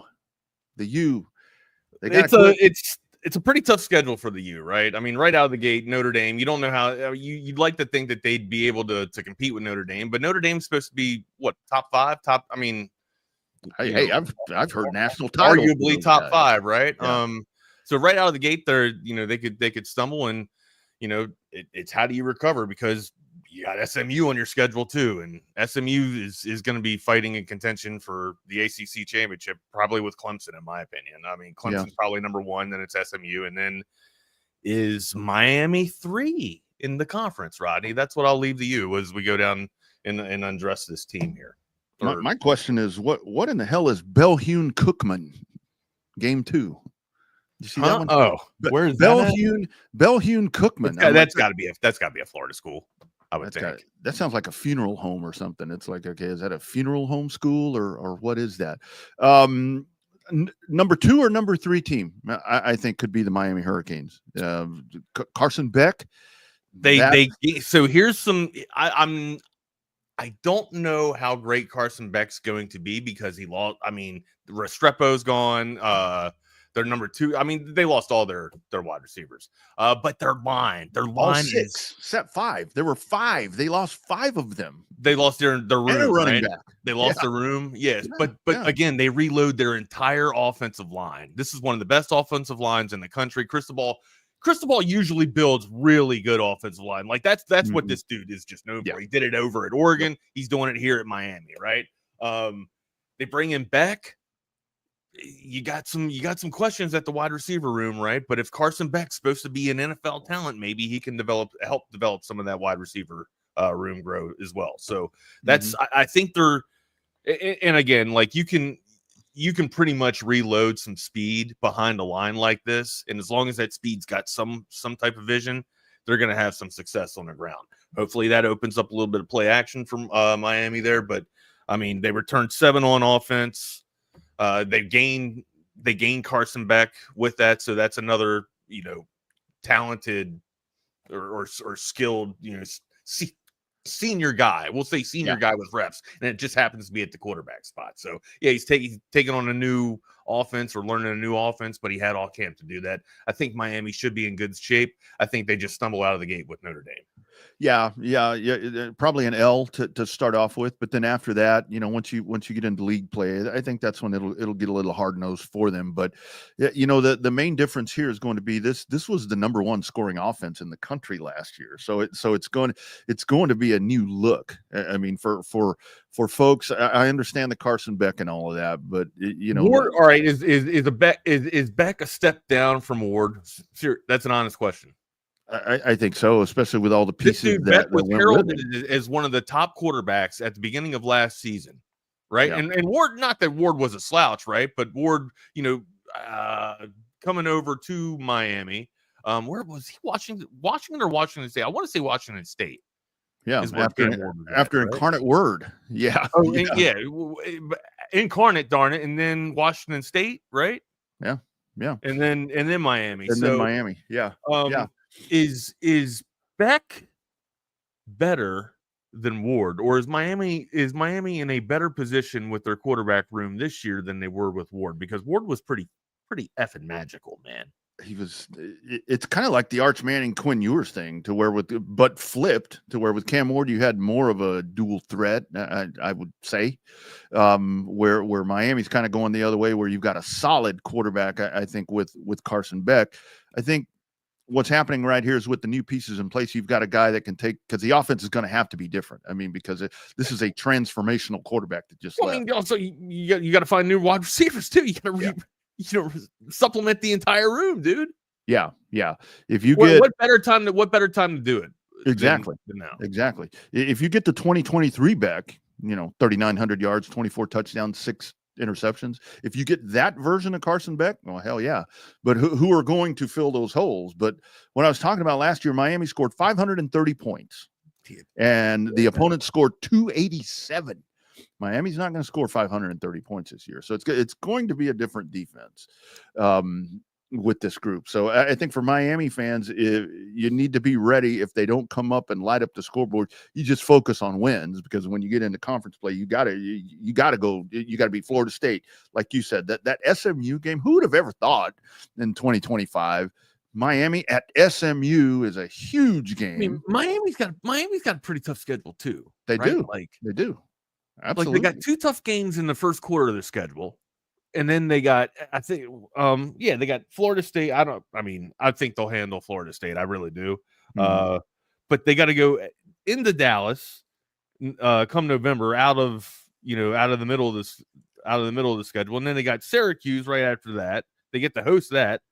But NC State could put up something. Virginia Tech, they'll win. Virginia Tech, that'll be a get healthy game. I don't think Virginia Tech's going to amount to anything this year. But Pitt can always produce, or it seems like Pitt, even without like a winning season or maybe a mid type of season for Pitt, they can still come out and sting you in the mouth. They're like a Kansas State or a TCU back in the day. Remember, like they're always willing to strike and always somehow can just bite you in the damn ass, man. All right, you want to undress the schedule here and go down it, or you got any more to quick question for you kind of with this kind of looking at it big picture, and this will kind of tie right into the schedule, because starting out with Notre Dame, it seems like to me that even though that there are changes on the roster and depth is always going to be a question, but it seems like to me, other than Notre Dame, we'll take Notre Dame kind of away from this game one,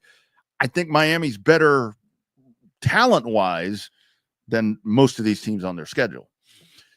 It seems to me. I don't know, Florida. I think Florida's pretty talented. I think people are. I might have sold Florida short a little bit, or maybe my belief is just too high in Lagway. Like maybe I've been playing college football too much on the damn PlayStation here, but Lagway, this dude, if he's any of the hype, Lagway's the Cam Ward of last year. Like he's pretty damn special, man. He's pretty talented. So I'd like to see how Sunbelt Billy's going to be able to unfold that with Florida there. But yeah, hey, without holding back any further, let's go down the schedule with Miami. Florida's on that schedule, so let's get to it here. Notre Dame, right out of the gate, amigo. I got that as a loss. Me too. You? Yeah, right. Yeah, same. Well, Sunday night game. Yep. Bethune-Cookman. They're going to beat that funeral home. But for all of your funeral needs and remembrance, call Bethune-Cookman. That's what that sounds like to me. I don't mean to laugh. That's pretty good. All right, let's go to US or South Florida here. They got a win there. All right, so they beat the funeral home, right? They beat the funeral home team. Lose to Notre Dame, beat the funeral home team, beat South Florida. They host Florida. Ooh, that's early in the year for Florida. That's what I'm saying. First quarter football, man. They got two nasty, or they got 2 fights right in the first quarter, right out of the first quarter. I'm probably going with the Hurricanes here because I'm just not totally. I understand totally. I get the quarterback. I totally get that, but I just I think they're going to need more. I still think South Carolina is better than Florida. Okay. Anyway. You were high on South Carolina. Yeah. I'm going to give them a win. I'm going to be definitive and give them a win. Just to be optimistic here for them. Next time Florida State, I just don't want to, be straddling here. So I'm going to say yes, win. All right, win. And we'll go the worst, best case scenario, worst case scenario here for Miami. All right. Florida State got them as a win. Louisville got that as a win. Stanford win. SMU in Dallas. Oh man, pony up. I'm going with pony up, man. I got them. That's a loss. I got SMU beating them there. I got them beating Syracuse. The very next week, I got them beating NC State. I got them beating Virginia Tech, and I got them beating Pittsburgh. Yep, 2 losses. 2-loss season. That's what I got. Best case scenario, 2-loss season, right? Yep. Worst case scenario could be a 4-loss year, in my opinion. Yeah. That I am very high on the ponies. To the comment right there, I was last year. I just think that I mean, that program there, and I think that this is a signature win because this is, again, another one of those games. And when is that? November 1st. So you're right out of October. So this is going to be, there's a lot of emphasis on this where we're talking about conference championships and into playoffs and all of these playoff seedings and so forth. Big strength of schedule game for Miami and SMU. So the winner of that contest, whoever it is going to put themselves in a pretty damn good little spot. Because remember, that seeding is what counts now when you get to the playoffs. So whoever takes care of business there, but in Dallas, I got to go with the Ponies, man. November 1st is going to be a really fun, a fun week. Like, I'm sure, like Texas, right? But I mean, damn, bro. Like this matchup, Miami versus SMU, Jenkins versus Beck. Oh. Gonna be a dandy, as they say. Gonna be a dandy. All right, but yeah. So worst case or best case scenario for Miami, I got them as a 2-loss team. Worst case, I got them as a 4-loss team. Yeah. And I saw the question there that was posed kind of as we were going. I don't have it. I saw it pop up. Florida or Miami with the chance at the playoffs, and I mean, I think you have to say Miami because of the conference. If Miami was in the SEC. Right. I'd probably, different. Completely different. You give them both kind of an outside looking in opportunity there, but yeah, here's Miami's chance right here. Yeah, beat your rivals. I mean, if they can beat Florida and Florida State, then they're the king of Florida. And I think they do, right? Like, I think they take care of all the Florida schools. I just, the main struggle is SMU. Like, Lashley's got a pretty decent team. Like, I know that Miami's probably, or they're ranked ahead of SMU in all the both polls here. I think SMU is going to finish out. I got them beating them in the head-to-head. I got SMU beating Miami in the head-to-head this year. So yeah, I totally agree. Big game atmosphere going to be going on there in Dallas. Yes, sir. All right, amigo. What's your thoughts?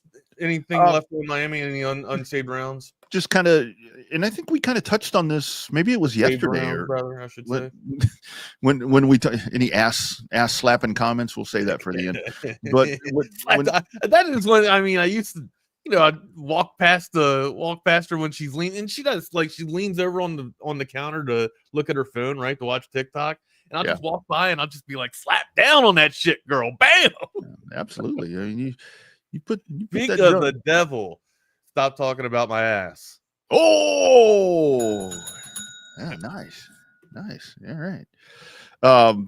And when you talk about the U and you talk about Miami, I think we mentioned this the other day, to where it's like what Miami's got to get under control, which is weird that a Mario Cristobal team, where you talk about an offensive lineman type guy, head coach, for God's sake, quit committing so many penalties. These guys are horrible. I mean, it's like, let's see, 120th in the nation in penalty yards, getting hit for 67.5 every time. That they were able to overcome that. Stepping on the foot. I mean, you take 2 steps forward, but taking 4 steps back. Yeah. And still, with all that, they were still like all that production that they had at their offense. Yeah. In the game against Cal, 9 penalties for 110 yards. Come on, man. And then when they lost, when Syracuse beat them, 9 penalties for 9 flags for 90 yards. That's self-inflicted, man. That is self-inflicted. You ain't gonna win in Dallas doing that. Can't be doing that. Yeah. All right, but you know what you can do? You can call the crew at AV Consultations, audiovisual consultations for 37 years. Been setting the standard in audiovisual automation, man. Whether you want 2 TVs, 3 TVs, 4 TVs, no job's too big, no job's too small. Just give them a call. 512-255-8678. That's their number. But let's hear from the crew from AVC. You guys know that brand. We don't want to leave you guys without our summer edition of audiovisual consultations. Hey y'all, I'm Camille McKay. And I'm Tom McKay, owner of Audiovisual Consultations. The old man and I are here to give you your summer weather forecast. It's hot. That's right, kid. Which means it's time for pool parties, grilling burgers, and taking a beach vacation, right? Well, I don't know about a vacation, but audiovisual brings more heat than any tropical destination. It was worth a shot. I'll settle for some outdoor speakers. You know, audiovisual can do a lot more than that. We provide outdoor video screens, audio systems, landscape lighting, even solar shades for your patio patio to keep the Texas heat at bay. Well, I'm sold. Let's wrap this up. I'm ready to lounge on a floaty and listen to some smooth jazz. Well, that sounds wonderful, but some smooth reggae is the way to go this summer. Good thing we can listen to both with the Sonos sound system. I call dibs on the floaty, though. Peace out. Kid, wait a second.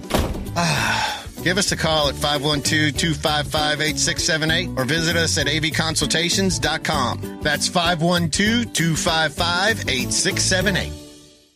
Nobody does it better. Give him a call. You heard the lottery number right there from Tom himself. All right, amigo, where do you want to go next? Makes me want to go jump in a pool when I hear that little. Oh, I can't wait. I can't wait. Rocky's got his own pool right now, man. I saw that. You went the old school way with the old kitty. You got to go plastic pool because the nails. If you go, the real comfortable inflatable pools these days that are the ones that are easy to blow. If you have the damn air gun or whatever, right? No. Compressor gun. Well, his nails will pop it. Yeah.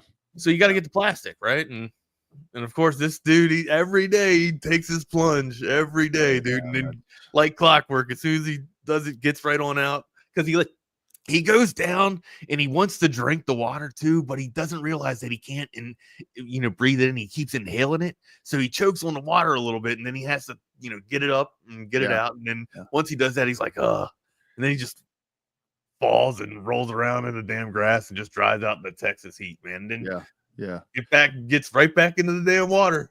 The Delgado talking about the slip and slide. Remember the old slip and slide that you would throw out? Oh yeah. Those things are fun, man. It was really fun until you slipped and slid. Put a little soap on there. Yeah. Until you slipped and slid, and there was like a little rock that was piercing under that thing somewhere, and you go sliding over, and you get up, and there's like blood. You wouldn't put a tarp under there either.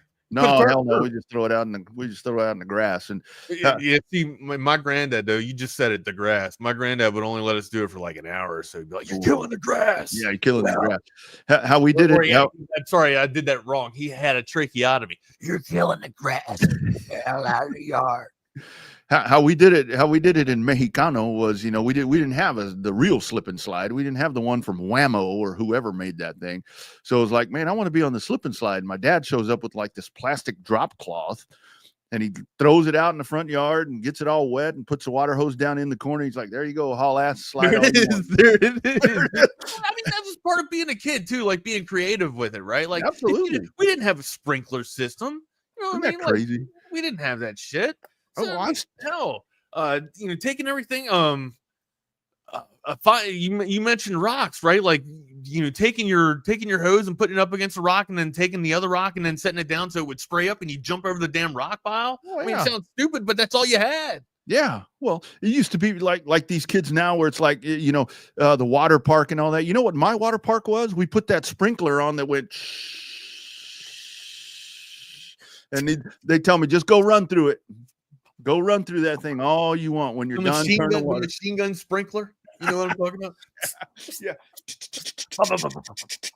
Yeah. And you could adjust it. I mean, hell, who needs all this fancy garbage we have now, man? We had it made back then, man. We had it made back in those days. Unbelievable. Hey, where do you want to go next, Migo? What we got? I did want to mention, I saw on 24/7 on Horns 24/7, our man Eric Henry kind of went through after the scrimmage, talking about kind of different.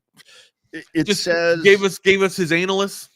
He gave us his analyst of kind of some of the urgencies and so forth by position. Obviously, what is considered the most urgent, is offensive line.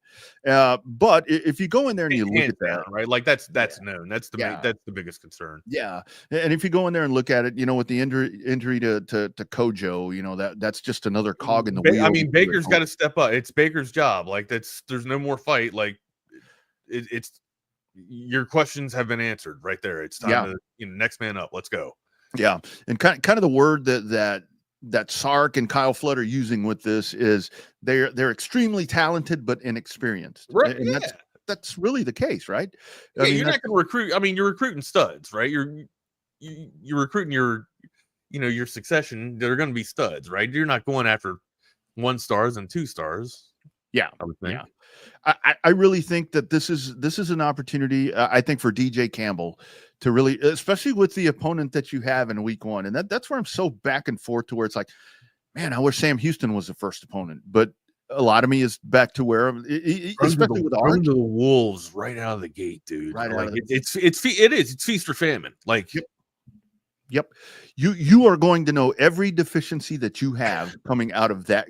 Maybe after the first half, you're going to know every deficiency that you have.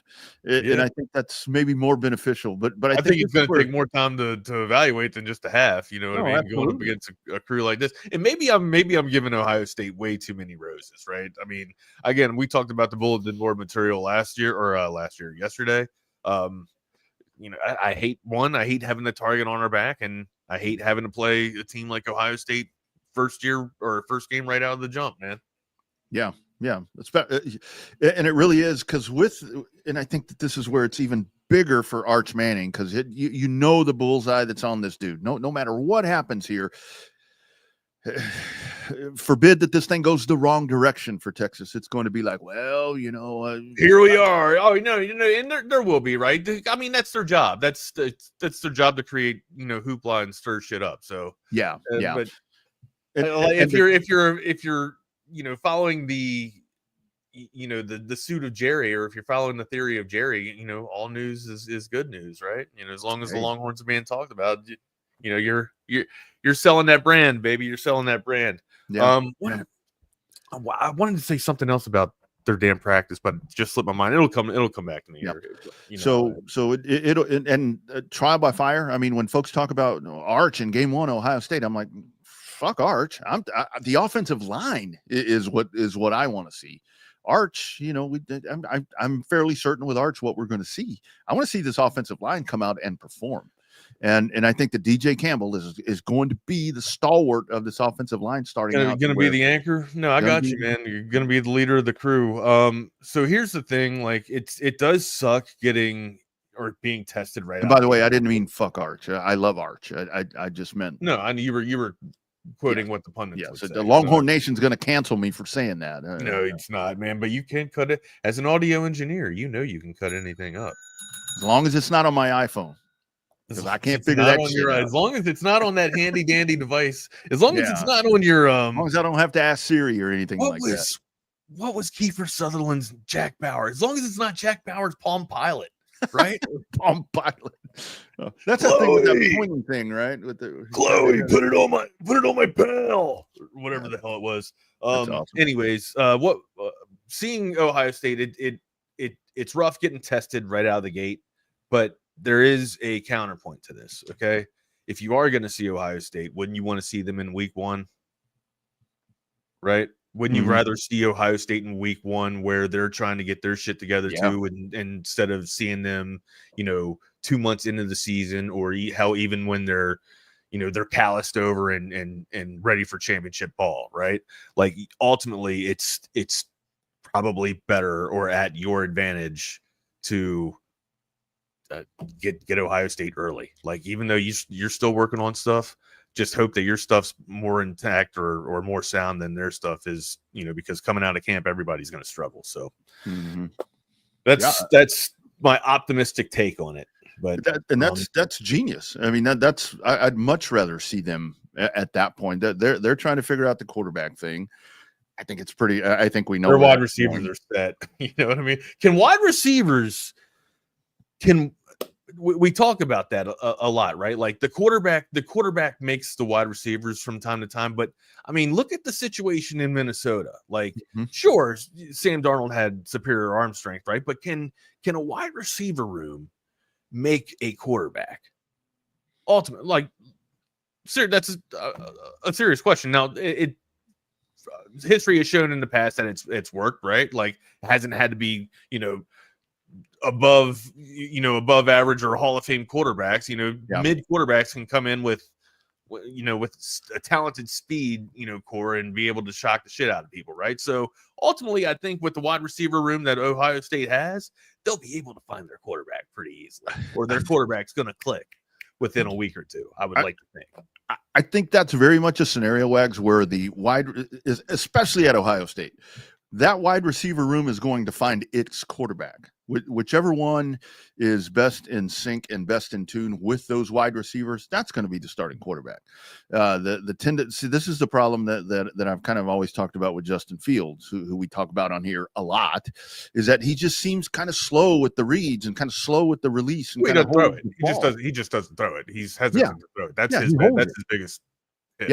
Yeah. So I think in a scenario like Ohio State, whichever one of these quarterbacks is the one that's going to get out there and be able to have the timing, the fluidity, and kind of read the mind of the wide receiver, even though the play's called or you call an audible or whatever, you've got 4 plays in the can, whatever it is.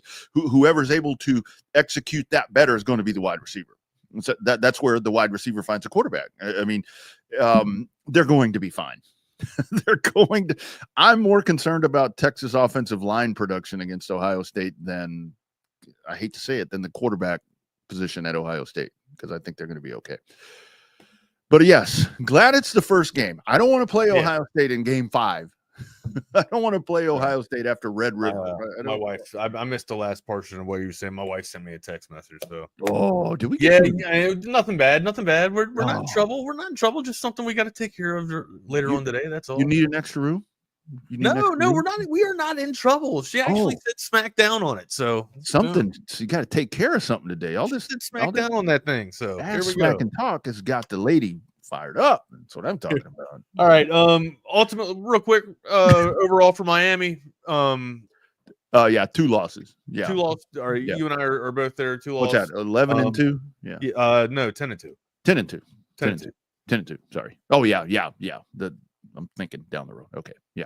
All right, brother. Where else? We got LSU on the slate next or tomorrow for our next team. So all you Bayou Bengals out there, make sure you get ready to get your go Tigers. That'll be fun. Let's talk some Tigers. All right, amigo. What's next? Anything else on the slate? Only thing that I wanted to mention is the Astros have figured out a way to blow a 7-game lead in the AL West. Bregman too. Bregman delivering last. Saw the madness last night. Orioles, man, defensive battle. And of course, we weren't able to help you guys out at all. The M's took us down 1-0. But yeah, dude, Boston and the Stros. And then the Rangers, I think Rangers lost 2 last night, didn't they? Man, I think they bit one. I think they took one as well. 11-1. Houston goes down and that 7-game lead is gone. And I see a lot of folks where it's like, well, and I just said it, the Astros blew a 7-game lead in the AL West. I don't know how it took this long, to be honest with you. And that's why I kept saying, wait till after the All-Star break. That's when the Astros are going to fall apart, when they have to stop and take a breath and realize all the people that they're playing without. I saw something today, Wags, where it's like at one point there were 18 dudes on IL or IR or whatever the hell it is. That ain't good, buddy. That ain't good, man. Well, but it has been fun having Correa back. I mean, he's been brilliant, but having Correa and Brego there at the dike has been really cool, other than the fact that Bregman's hitting home runs for the opponents. But sheesh. Gotta be salt in the wound last night, right? Especially when it was an onslaught anyways, but kind of sucked. And Josh Hader now, your closers, is he's hurt. Ryan Presley's available. The Cubs got rid of him. Go get him back. Did you want to bring Presley back? How much did you guys give Hader? A lot. A lot of money, right? It's a lot.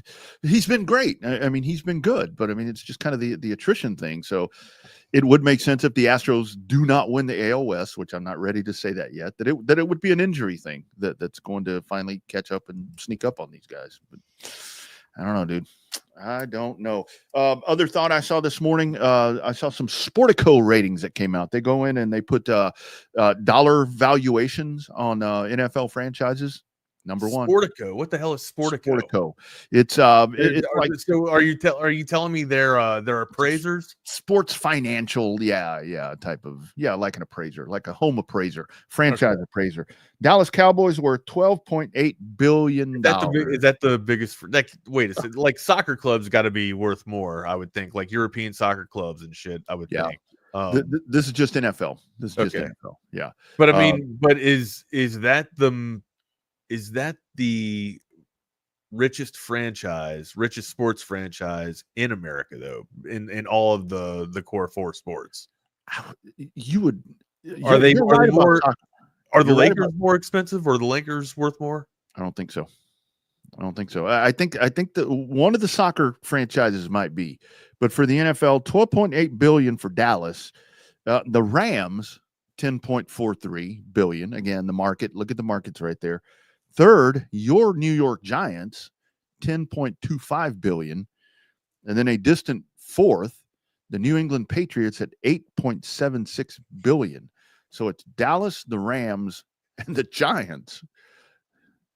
I'm curious to see the difference with Manchester United, and the Dallas Cowboys. What was the Dallas Cowboys worth? $12.8 billion. $12.8 billion. That's Jesus. They're no good. Yeah, I mean, and Forbes only has Manchester United listed as 6.6. So I mean, only, right? I mean, but I still like $2 billion. That a differential of $2 billion. That's an ass kicking, bro. That is an absolute ass whooping. It might not look like that, but it absolutely is. Holy shit, Jerry Jones. And the other day, dude, he's gonna do it. He's like, if legacy was his ultimate goal, he has accomplished it, right? You can't think of NFL ownership without Jerry Jones. You just can't. He changed the whole model. I mean, for everyone. I mean, he made the NFL better if you're an owner, if you're a business person. And I know a lot of people where it's like, well, he ain't won shit. Actually, he's won 3 Super Bowls. He has won 3 Super Bowls. I mean, it was a long time ago. I mean, many people weren't born the last time, but he's won 3 as an owner. And I know one of them was Jimmy's team with Barry. I don't give a shit. There's 3 Super Bowl Lombardi trophies, but still, this just goes back to the whole thing. And now that when this Netflix thing hits on the 19th or whatever date that Nick was talking about the other day, Wags, this is going to, and that's why as I'm watching this whole Micah Parsons thing and Jerry saying, well, if there's not a lot of attention on us, we're going to find it. I'm going to find it. Well, yeah, this Netflix thing is about to blow everything out of the water with what's coming out. So this is what the Cowboys are concerned about. I've said it for so long. It's not about winning championships. It's not about winning football games. It's about being worth $12.8 billion. That's it, man. It's about marketing. Barcelona, one of the biggest Spanish biggest Spanish soccer clubs, they're worth only $5.6 billion. 5.6, according to Forbes, right? So wow, that's lower than Liverpool. I'm going to look up. Liverpool was 5. Liverpool's 5 right now. Liverpool's net worth in 2025 is $5.4 billion. So yeah, I mean, Jerry's crushing it. They're absolutely crushing it. And these are the most notable soccer clubs in Premier League and Spanish. What the hell's the Spanish league name? Premier One. I can't think of it right now, but anyways, yeah, dude, Jerry Jones is making it happen there for what, for all, I guess, for marketing purposes, but no hardware. Where else do you want to get? What's next? La Liga. Thank you. So check this out. So you've got, this is just NASCAR, the whole thing. Turn the comments back on, guys, so I could catch up with you guys. I usually turn the comments on at the end of the show, so we can read up and get caught up with you guys. NASCAR, the whole league, all of it, worth $4 billion. Shit. Jerry Jones's team is worth more than one actual league. That's crazy. A hell of a lot more than an actual league. And they're no good. They don't win. They don't win championships, but they're in the news. They're talking about it right now. His ass was not his ass. His face, and I would not slap Jerry Jones' ass, by the way. Actually, I probably would slap Jerry Jones' ass. Jesus, go on. What are you saying? Get on with it. I mean, it's like you turn on ESPN, whatever, boom, there he is. He's everywhere, man. He's everywhere. And the right now, Star is everywhere. You can see this. You can see the Star from everywhere, man. I tell you, it's bright and shining, and I continue to buy all that shit. I got a closet full of that. I've donated so much money to that guy. That's why I've boycotted him this year. I'm not buying another item, Wags, unless they win the NFC Championship. Not buying anything. There you go. Not by little anything. caveat to that, man. Little caveat. All right, what else is next? Anything left? No, we are done, and we're going to hand it off to the Lone Star Playbook. Hey, Welcome gents. in, guys. We're talking the business of sports. How are we doing, fellas? Good, boys. What's going on this morning? A little fallout from commitment not going Texas's way. Some rankings for the 2028 class already. So we are crazy moving along already. Yes, sir. All right, man. Well, we can't wait to hear about it, man. You guys take it away. We got you. All right, we'll see you guys tomorrow. Later, man. See ya. Well, welcome into the Lone Star Playbook. I'm Jordan Scruggs. That is Will Turboff. Like he said, today our 2028 rankings release makes me feel older every cycle, but hey, we're here. We'll get into those rankings towards the back half of the episode. There's some stuff I want to cover first. Starting with some sleepers that Texas could eval for either senior evals or potential flip targets. I have 5 on offense and actually 7 on defense. Let me get this tweet up real quick before we get into it. Sorry.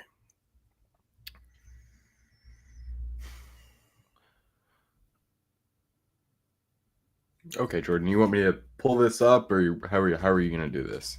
I got it. I'm just gonna roll from the top. So we're gonna start on offense. Might be getting another running back, or actually, no. We'll set the stage first. These are past senior evals of the Sark era. The first one was Ethan Burke, late blooming kid, was committed to Michigan. Actually, he got like all of his offers as a senior at Westlake because didn't really play too much up until his senior year. He was rotating in on varsity as a junior. I believe he was on JV as a sophomore and freshman team as a freshman. And at that point was viewed primarily as a lacrosse player. Chip Brown did a great story on it last fall. His father is actually the head lacrosse coach at Westlake, which is, I think this is very believable, one of the better lacrosse programs in the state of Texas.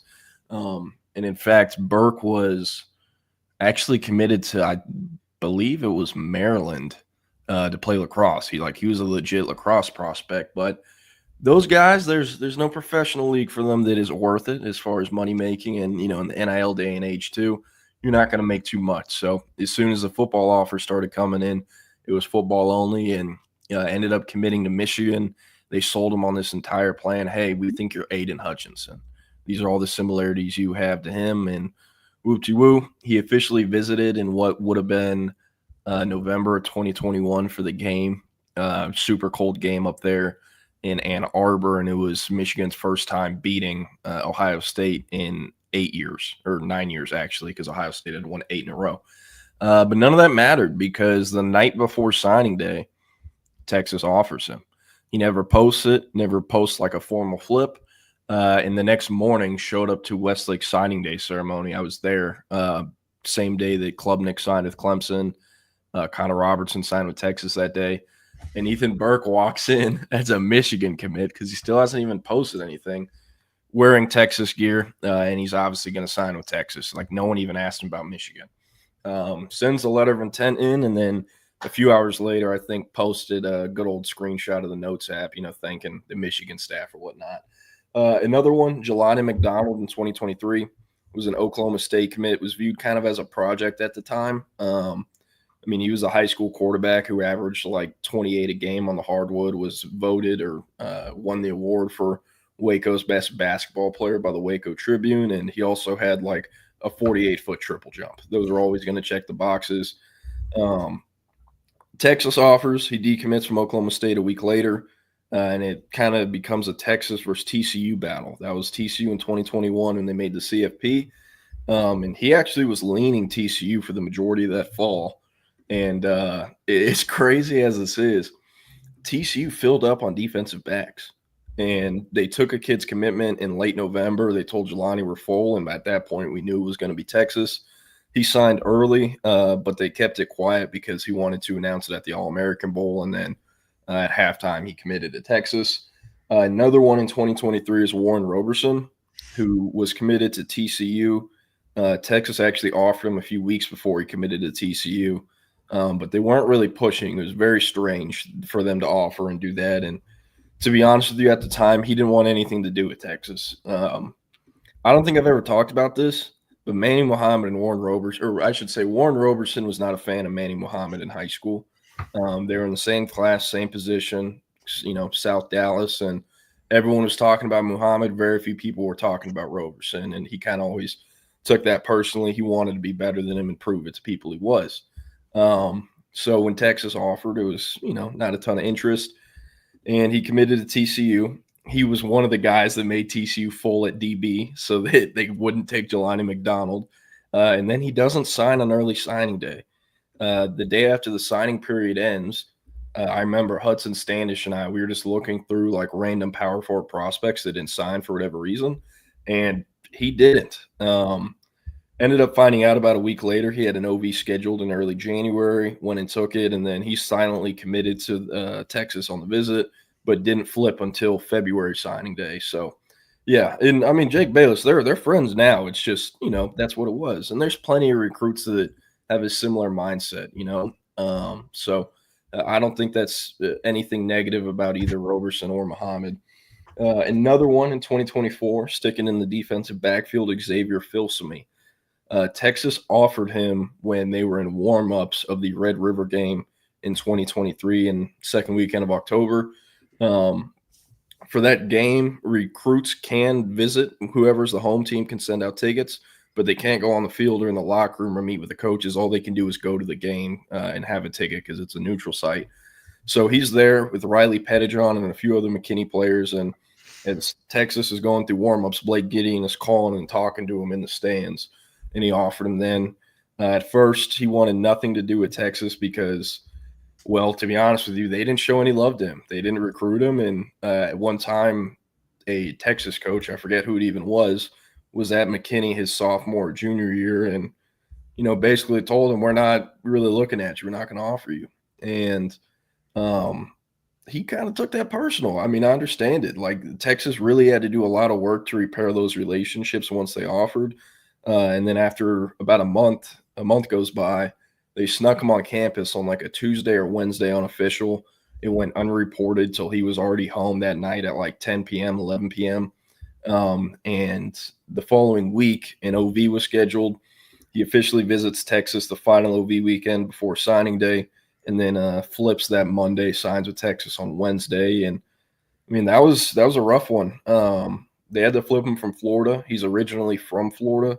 His mother still lives in Florida, and he was living with his father in McKinney. And Texas was definitely aided by Billy Napier firing Corey Raymond. He fired Corey Raymond because their defense was so bad. They had to have scapegoats and fire some of the defensive staff. They did. The new coach who came in, he couldn't do it. He couldn't keep him committed. Aaron Butler was another one in the 2024 class. This one is still kind of a head scratcher to me. Was never on the radar, never visited. And then the night of signing day, Wednesday night, because it's a 3-day period, Wednesday through Friday, we get a call from Greg Biggins, who's our guy out there on the West Coast. And he's like, hey, Texas just offered Aaron Butler. And we were like, who is that? And he goes, he's a 2024 kid that's supposed to sign the next few days. And he was considering Arizona and Washington, was a former Colorado and USC commit. They offer him that Wednesday night, and then he considers Washington, Arizona, Texas for the next 2 days and signed with Texas like Friday afternoon. It was very quick, happened super quick, never visited before he signed, and then he took an OV in early January and enrolled a few weeks after that. And then in 2025, there was only one, but man, was it a good one, Grayson Littleton. He visited in March with the 7-on-7 team, California Power. But these group 7-on-7 visits, even if it's a great program like Power, like Texas, they'll give the whole program a tour, and then they'll pull maybe 3 or 4 kids off to the side one by one and have them meet with Sark and the position coach and If they don't have an offer, they'll offer him. If they do, they'll get some more love, blah, blah, blah. Grayson Littleton was not one of those kids. He didn't get pulled from the group, but at the 7-on-7 tournament that weekend, because it was like a Friday visit, it was a Battle Houston tournament. Tom Loy and I were there, and we were just talking to all their kids. And, I mean, Littleton told us, like, hey, if Texas offers me, like, they're going to be a legit contender for me. They didn't. He ends up committing to Clemson that summer and is, remains committed. And then he gets into November. Texas offers him. An hour later, he decommits. And then a few hours after that, he was on a plane to go officially visit Michigan and Ann Arbor. He actually silently committed to Michigan on that OV, but still took the Texas one the following weekend, then silently committed to Texas and, posted his commitment then, and they obviously got him. Ohio State also tried to get him to OV that following weekend after Texas, but, I mean, he was locked in with the Longhorns. And the reason he decommitted from Clemson, we've talked about it a lot, but they have a no-visit policy. Once you commit, you're done taking visits elsewhere, and if you do, they're going to pull your scholarship. So, he decommitted, I guess, before they could do that. But those are really good senior evals there. Like, a lot of contributors, a lot of guys who have played or are going to play impact snaps. And, I mean, like, when you really dumb it down and think about it, I don't know anyone else in college football that's evaluating senior risers at that level. Like, Texas has been very successful. So, to get into the 2026 guys I like for this, kind of category, Ashton Rowden out of New Boston, running back, currently committed to Texas Tech. Texas, they were sniffing around earlier in the summer before they had Derek Cooper after KJ Edwards went to A&M and Xavier Crowell went to Alabama. They didn't offer. He hadn't visited, blah, blah, blah, and he ended up committing to Tech. They're still keeping tabs on him.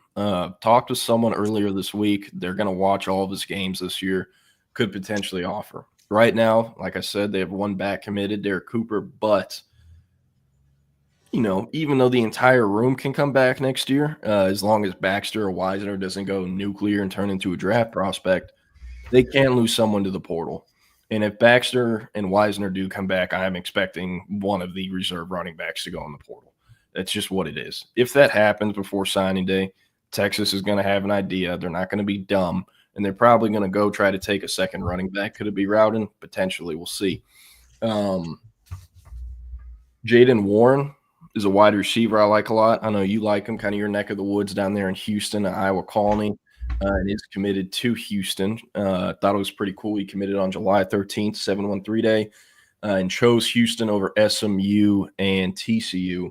Oklahoma was also in the mix, but they had this hot and cold approach with him that by the time he was taking OVs and considering, where he's going, OU wasn't in the picture anymore because just the way they handled the recruitment, he didn't want to deal with them anymore. But he's one of the fastest football prospects in the country for 2026. He's gone sub-11 over a dozen times, and he has a PR of 10.16 in the 100-meter. If he were to end up at Texas, he'd be the fastest prospect fastest player on the roster.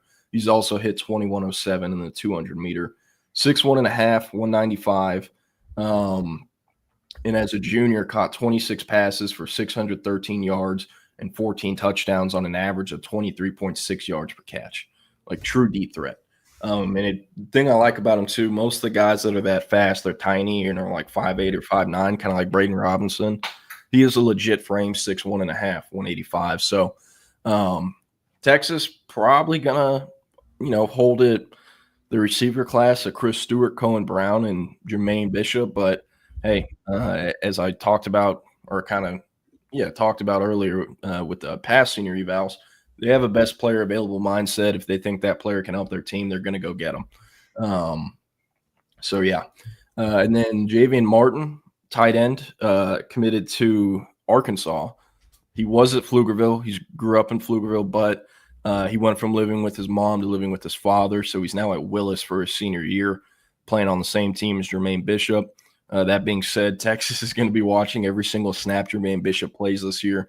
So they will, be watching Martin whether they know it or not. And we'll be going both ways for them. Definitely a tight end prospect at the next level, but has some impressive snaps at Pflugerville on the D-line, and he'll be doing it at Willis too. Really like him. Highest rated tight end in the state for us. And I mean, just a bully at the catch point.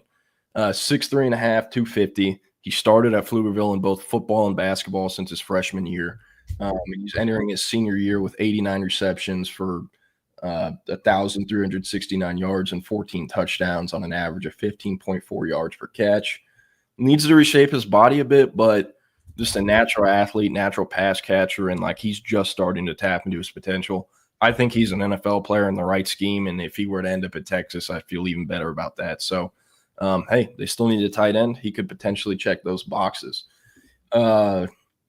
This is one kind of in the weeds a bit, but Rhett Gray out of Weatherford, he's a Houston commit offensive tackle, and he has like long-term left tackle traits to hang on the perimeter on the left side, which is not an easy thing to find. Legit 6'7", 290-pounder. Very few tackles are actually 6'7". They list themselves at that, and they're 6'5". This dude is verified 6'7". 34-plus inch arms, comes from a basketball background, plays hoops at Weatherford, and talked to someone at TCU in Houston earlier this summer. This was the highest graded offensive tackle for either program that they hosted on official visits. He did commit to TCU, was committed for a few weeks, and then he flipped to Houston. And to kind of show you how much like these schools value this guy specifically, Houston took his best friend from Weatherford as a PWO. The kid I went through his Twitter, didn't have much interest, no other offers, no PWO offers. And Houston did that as take it as kind of the icing on the cake to pull off the flip. And he'll be blocking for Keyshawn Henderson. That'll be Keyshawn Henderson's left tackle. So I like him. Yes, he takes some time to develop and stuff, but like this is a true left tackle. Another true left tackle I like a lot, the fifth and final offensive player, Nicholas Howard. He's committed to Pitt. He goes to Pearland High School. Not, as long or as tall as Rhett Gray, but 6'5", 285 with plus length, has a shot put and discus background.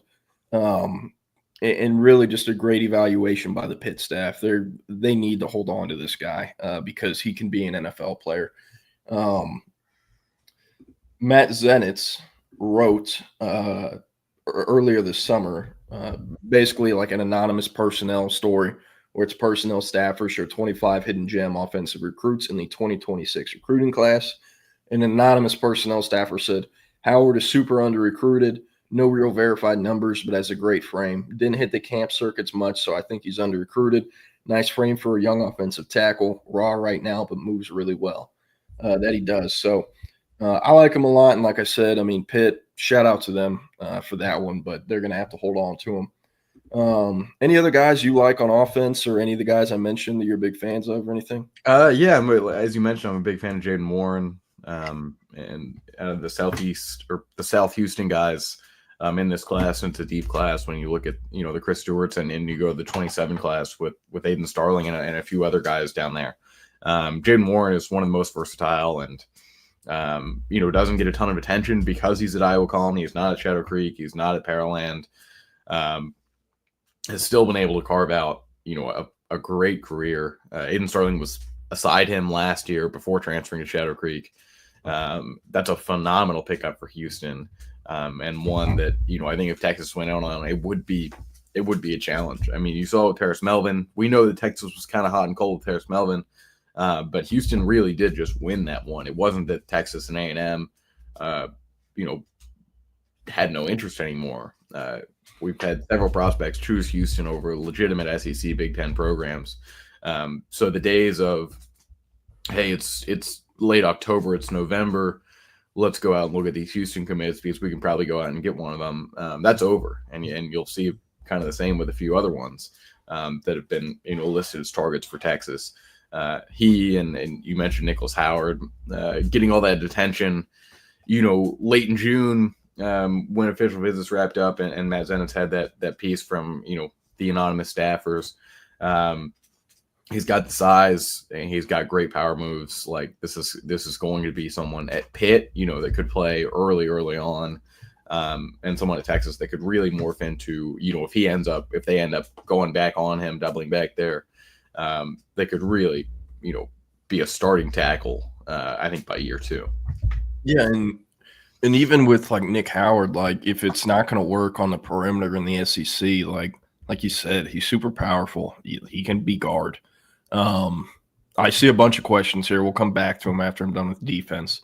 But on defense, I have 7. Carter Buck, my boy from Lake Travis, TCU commit. Committed to TCU pretty early. He did it after visiting them in January for their junior day. Has a few other Power 4 offers, mostly like Big 12 programs, TCU, I believe Baylor, a few other ones, Arizona. But with him, like, you ask anyone at Lake Travis on that staff, who is the best D lineman y'all have had the last few years, whether Gus Cordova, who many people know that name because of the peanut butter deal, or Ben Duncombe, a defensive lineman they have committed to Kentucky, or Buck, the answer is always Buck. And they tell you that before you're even done asking the question. That's how they view him. Really, really good player. 6'5", 240 pounds. Doesn't have like crazy Jermaine Carlton length, but he's pretty damn long. He is, the plus length. Played in 12 of LT's 15 games in 23. Had 48 tackles, 5 TFLs, 2 sacks. Was the 3rd leading returning tackler in 2024. And then as a junior this past season, had 78 tackles, 17 TFLs, 6 sacks, 1 batted pass, and 1 forced fumble. They also use him on the goal line as a blocker.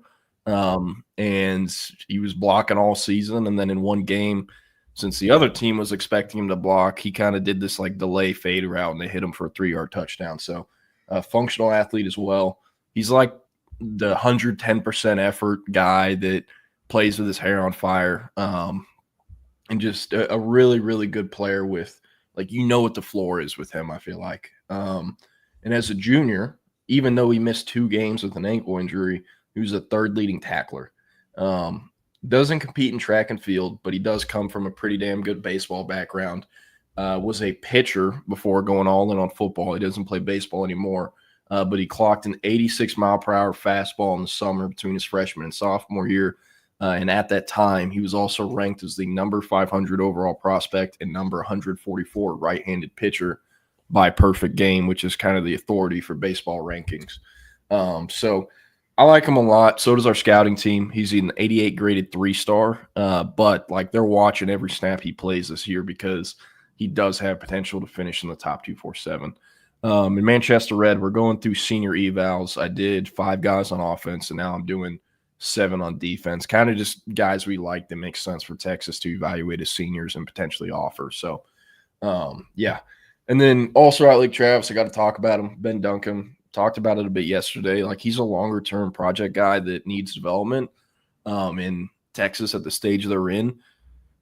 They don't really have to do that anymore. They don't have to go after these guys because they're getting Rodney Cleveland's. They're getting, Dylan Behrman's, guys who can potentially play year 1 if they have to, and that, yes, they need development, but the curve isn't as long as it is with Duncombe. So I'd love if they went after him.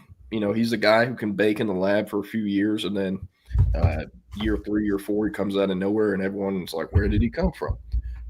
Really good shot putter, has a PR 56.9. He went to state in the 6A meet, finished, I think, like 6th or 7th. And he's also PR'd at 171.10 in the discus. Committed to Kentucky over K-State, Oak State, and Wisconsin. But Auburn and Colorado have offered him in the last few weeks, and they're both pushing to flip him. He's probably going to take in-season either OVs or unofficials to both of those programs. So, hey, Kentucky, they'll have to hold on to him. Also has some Texas ties.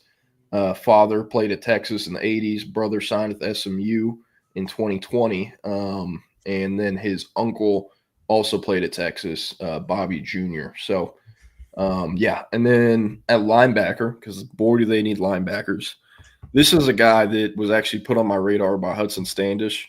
His name is J.J. Bush. He goes to Theodore in Alabama, just southwest of the Mobile area, similar neck of the woods that KJ Lacey's from at Saraland. In fact, they actually were in the same district together and have played each other the last few years. Run and hit linebacker, 6'3", 210 pounds.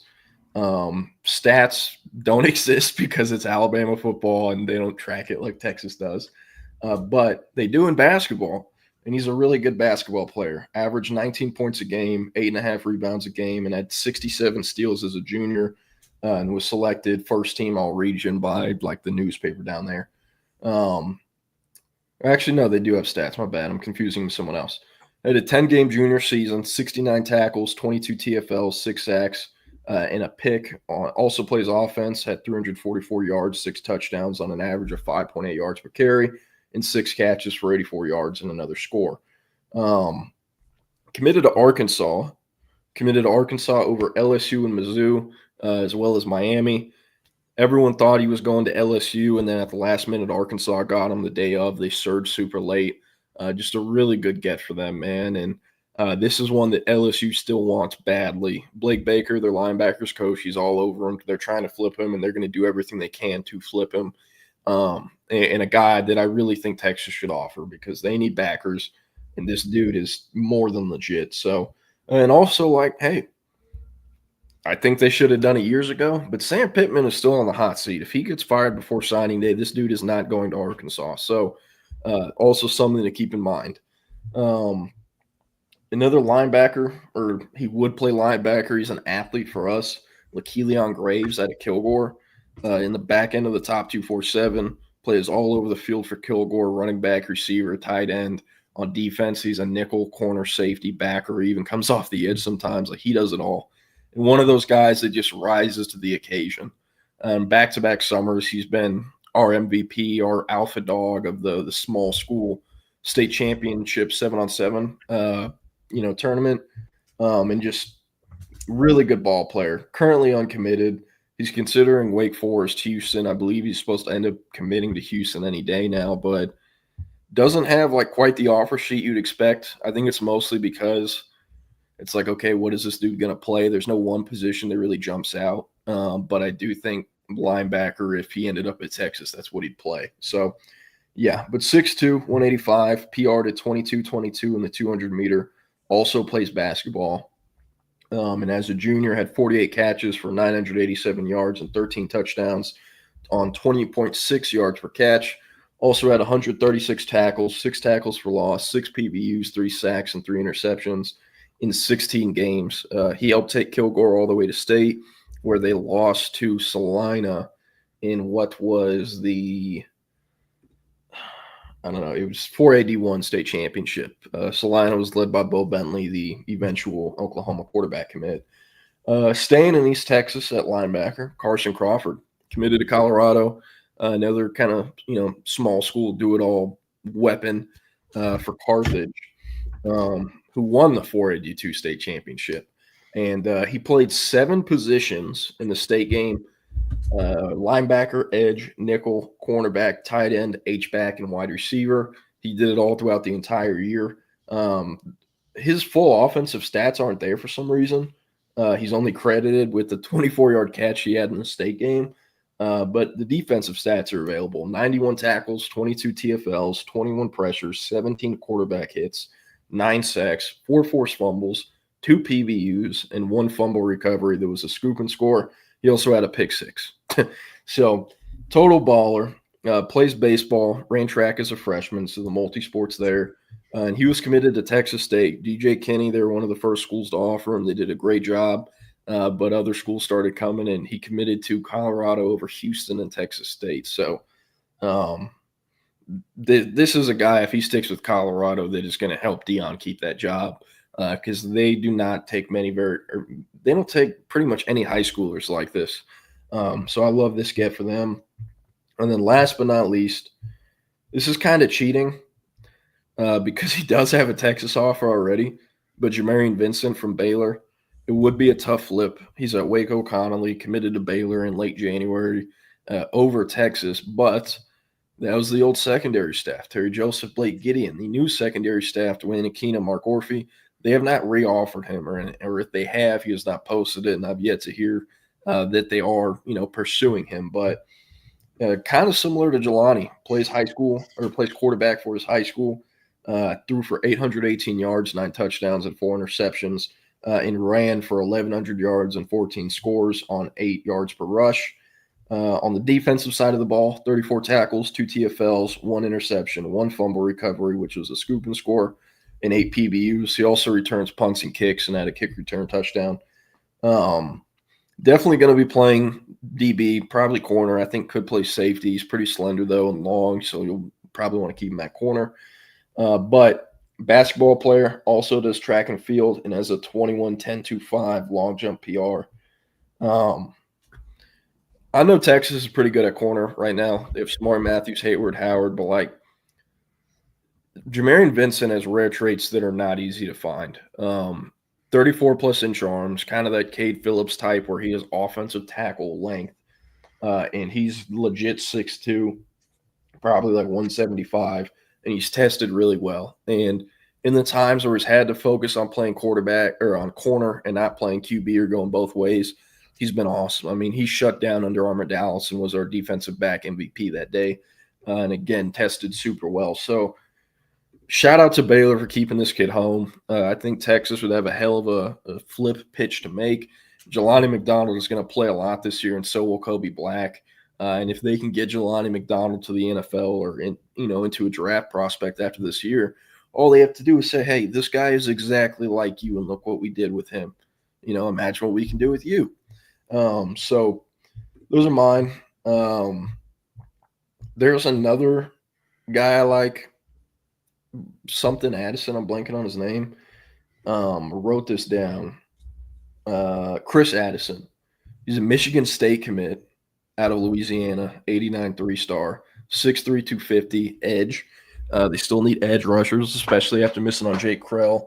And he's fast enough to play buck, but he's also strong as shit, has like a 40+ shot put, and could play jack as well.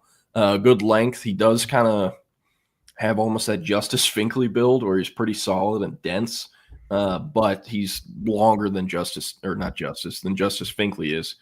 And this is a kid that Michigan State is not supposed to be able to get out of Louisiana. He also took a few other random OVs. He's at a Franklin Parish, which is in Winsboro, Louisiana. And he took OVs to UCLA, Florida State, and Michigan State. So, yeah. And, hey, the Florida State D-line staff is the former Nebraska D-line staff. And, Will, I know you were a fan of how they do stuff. So, yep, I sure am. But, hey, that's what I got. Will, I don't know if there's any defensive guys you like yourself or any thoughts you had from the names I mentioned. I don't have anything on defense. I want to circle back to offense because there was one we didn't mention in terms of, not a senior eval, but a flip target. There's been, some news today. Hank, everybody Hank South caught up with the mother of the nation's number 2 running back and Texas A&M commit, KJ Edwards. And KJ Edwards, as kind of expected, is not fully locked into A&M, committed to the Aggies before even seeing Texas for an official visit. After being there several times in the spring, we always had a feeling that, Texas would push really hard to get him on campus at some point early in the fall. And it seems like that's exactly what's happening. KJ's mom says that there's a few games that Texas plays in that KJ is thinking about coming in for. He's also thinking about taking a trip to LSU. LSU was the team that offered late. But, it's been no secret. KJ Edwards has been the number 1 running back target since the day, Chad Scott took over, and really has been that for even longer. So Texas being able to get him on campus would be huge. And at this point, it's just wait and see if that talk is really real. Yeah, and that LSU game is interesting too. They're very legit in this thing as well. I can't remember if I said this, but he took an OV to LSU the week before he OV'd A&M, and he actually silently committed to LSU on that visit. He obviously ended up committing to A&M the next week, but LSU had him for a sec, and that was either his second or third visit to LSU. He visited A&M and Texas more than he did LSU, and I kept poking fun at them throughout this week. They have 3 scholarship running backs. If he's going to play anywhere early between A&M, Texas, and LSU, it is LSU. So, that's a thing for them. And the quotes his father gave to Hank are that he wants to get there for a night game. So, curious which one that'll be. And then with Texas, hey, they get him on campus. That's great. I know some people are like, oh, wouldn't he kind of not want to be in the same class as Derek Cooper, another really good running back? A&M has Jonathan Haddon committed, who was already committed to A&M before KJ Edwards committed. And Jonathan Haddon is a top 247 running back out of Cibolo Steel, pretty much just as big of a profile as Derek Cooper. So, he's not afraid to compete, and I think that's something that's very important to mention as far as him and Cooper. You ready to do questions, or got anything else? Yeah, let's go ahead and get to questions. All right, so David Keith Williams said, I asked this late yesterday but ran out of time. Do you guys think Trenton Henderson could be the 2026 version of Justice Terry in 2025? Different positions, and I think Justice Terry gives you a higher floor and higher ceiling, and it's more of a position to need. But, I mean, yeah, it is similar vibes. It'd be a late flip of a 5-star. So, yeah. I will say there was a little bit more chatter on Trenton Henderson, flipping than there ever was for Justice Terry. Would I be right in saying that? Like, we've now been talking about Trenton Henderson still becoming part of this class for better part of 2 months now, or a month and a half since he committed to LSU. That has been the guy just because it's a position of need, even though you had, Jay Krill and a couple other, pass rushers still in the mix at the time of his commitment. It seems like Trenton Henderson's a guy that fits just so perfectly into the scheme, into what Lyle Clark has done at Ohio State. Everything you talk about box checking all the time, every single box is checked there. He's a phenomenal pass rusher.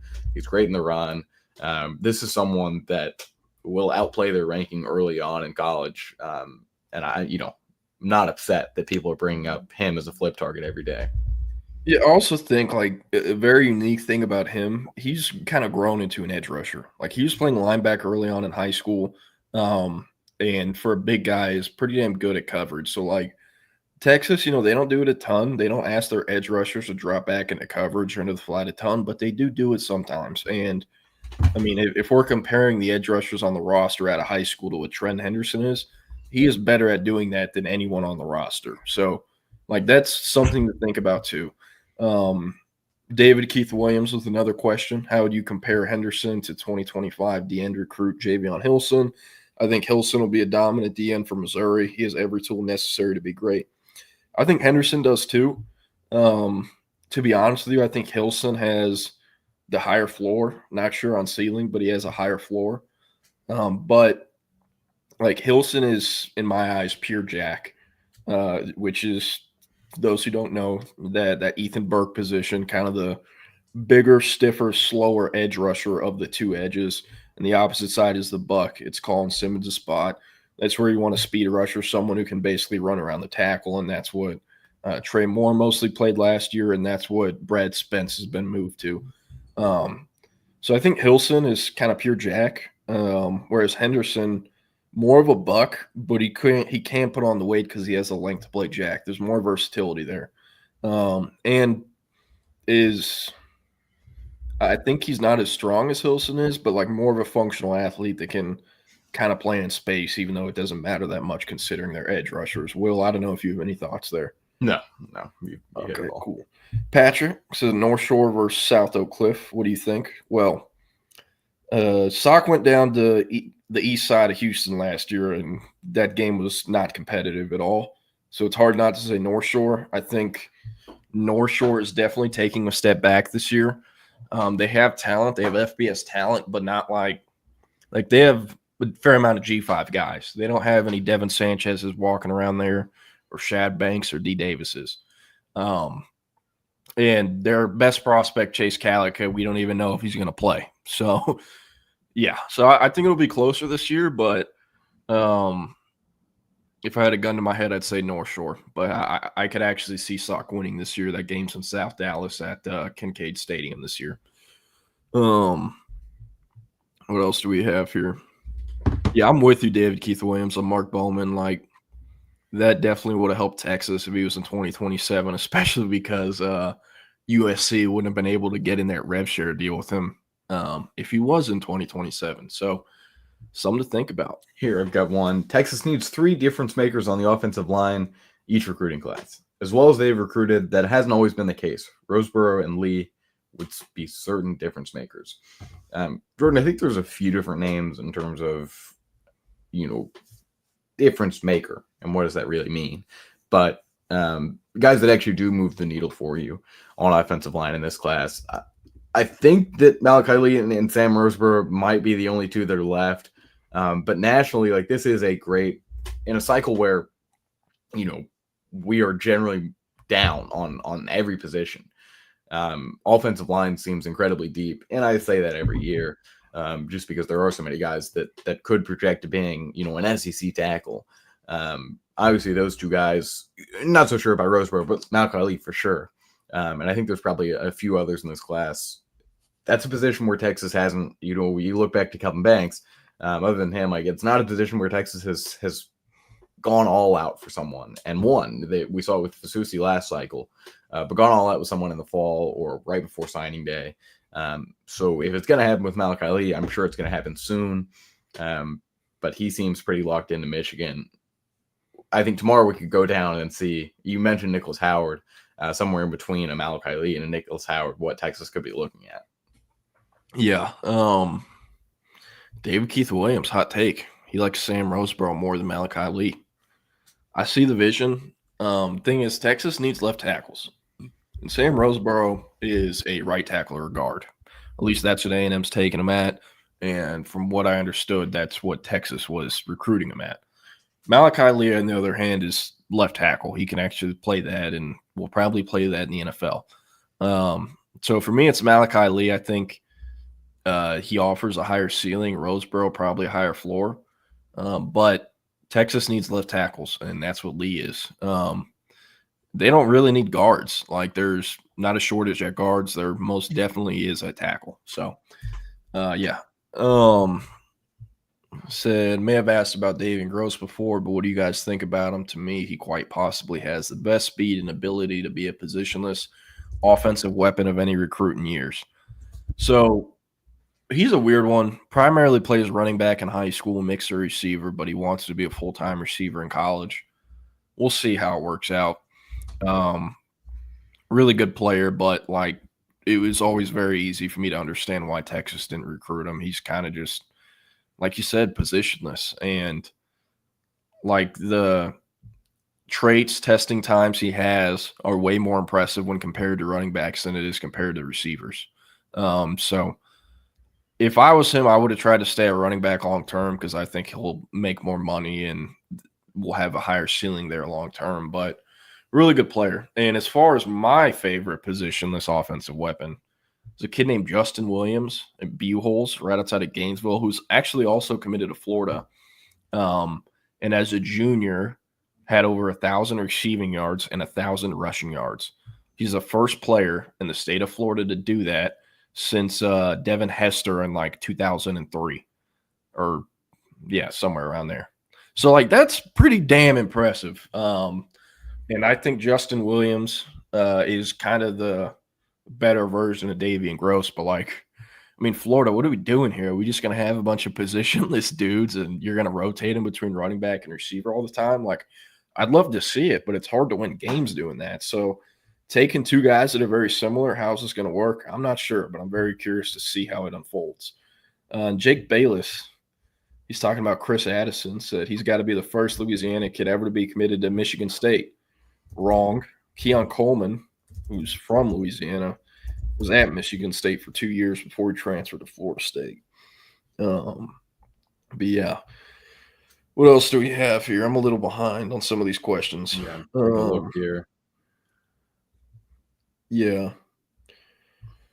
Hey, Keith Williams, I see you. I think Jordan Coleman will either be a guard or right tackle. Jackson Christian will be a center or guard. Connor Stroh, not the biggest fan. I kind of expected it to click for him by now, and it hasn't. Devin Coleman could be good. I'm trying to think of other guards. And, obviously Daniel Cruz, yeah, center, but Nick Robertson, I think, is a great take. Yeah. Max Wright is a swing take. He's going to play guard or right tackle. In John Turntine, they're going to try him at left tackle, but if they can get a Malachi Lee, Turntine's probably a right tackle or a guard, or at least that's what I expect. So, yeah, we don't have a ton of time, so we can save some 2028 talk for tomorrow if you're cool with that. Yeah, that's great. But did want to save some tweets for today's show and wanted to talk about this. So I believe Rod and Wags were talking about this earlier, but Sportico, they came out with their annual NFL valuations for franchises. To no one's surprise, the Cowboys are the most valued franchise, or with $12.8 billion. Listen to this. Jerry Jones bought the Cowboys for $150 million February 25th, 1989. 36 years later, his investment has increased 8,433%. In another way, every dollar he invested is now worth $84.33. That is ridiculous. And I think he's an ass clown. I think most people agree with me, but boy, does he know how to market and make some bread. So, yeah, and these are the other teams for those that are curious.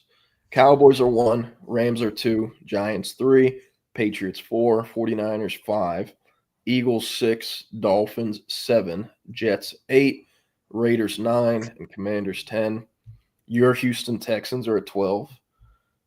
Kansas City Chiefs are at 16. I thought they'd be higher. I know it's, not a big market, but they have Patrick Mahomes and a guy who has now become more famous for being Taylor Swift's girlfriend than being one of the best tight ends of all time. Who's the lowest? Cincinnati. The Bengals. I'm not too. I figured that it would be either Jacksonville or Tennessee. Tennessee's at 22. Just the Nashville market has gotten much bigger in the last few years, and they've got a new stadium on the way, so I understand that. But not surprised to see Buffalo near the bottom. Not surprised to see Arizona near the bottom. Cincy, yeah, I'm a little bit surprised they're the last one, but they have an old stadium, and they really have no clue where they're going to play next. So half the value, less than half the valuation of the Cowboys and about half of what the Rams are worth. So you could buy the Bengals twice and still have money left over instead of buying the Cowboys. If you just got $10 billion waiting around, then go for it. Yeah, I mean, dude, you could buy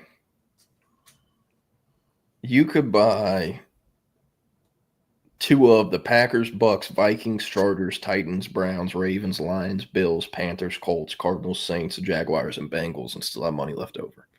It's nuts. Jake Bayless for the Cowboys, $3 billion per playoff win this century. It's not bad. Yeah, it's not that's a good amount of money to be making per playoff win. Yeah. Some other stuff here. Saw this on the timeline. I think it's a hint that Baylor is going to wear the all-chrome domes again. I don't believe it. I'm just going to have to wait until we see it, because Baylor got everyone hyped up about uniforms last year, and it ended up just being, the anthracite gray ones, which are nice. But I kind of hate those. They look cool in recruiting visit photos. They look horrible on field. I thought they look kind of cool in the game, but different strokes.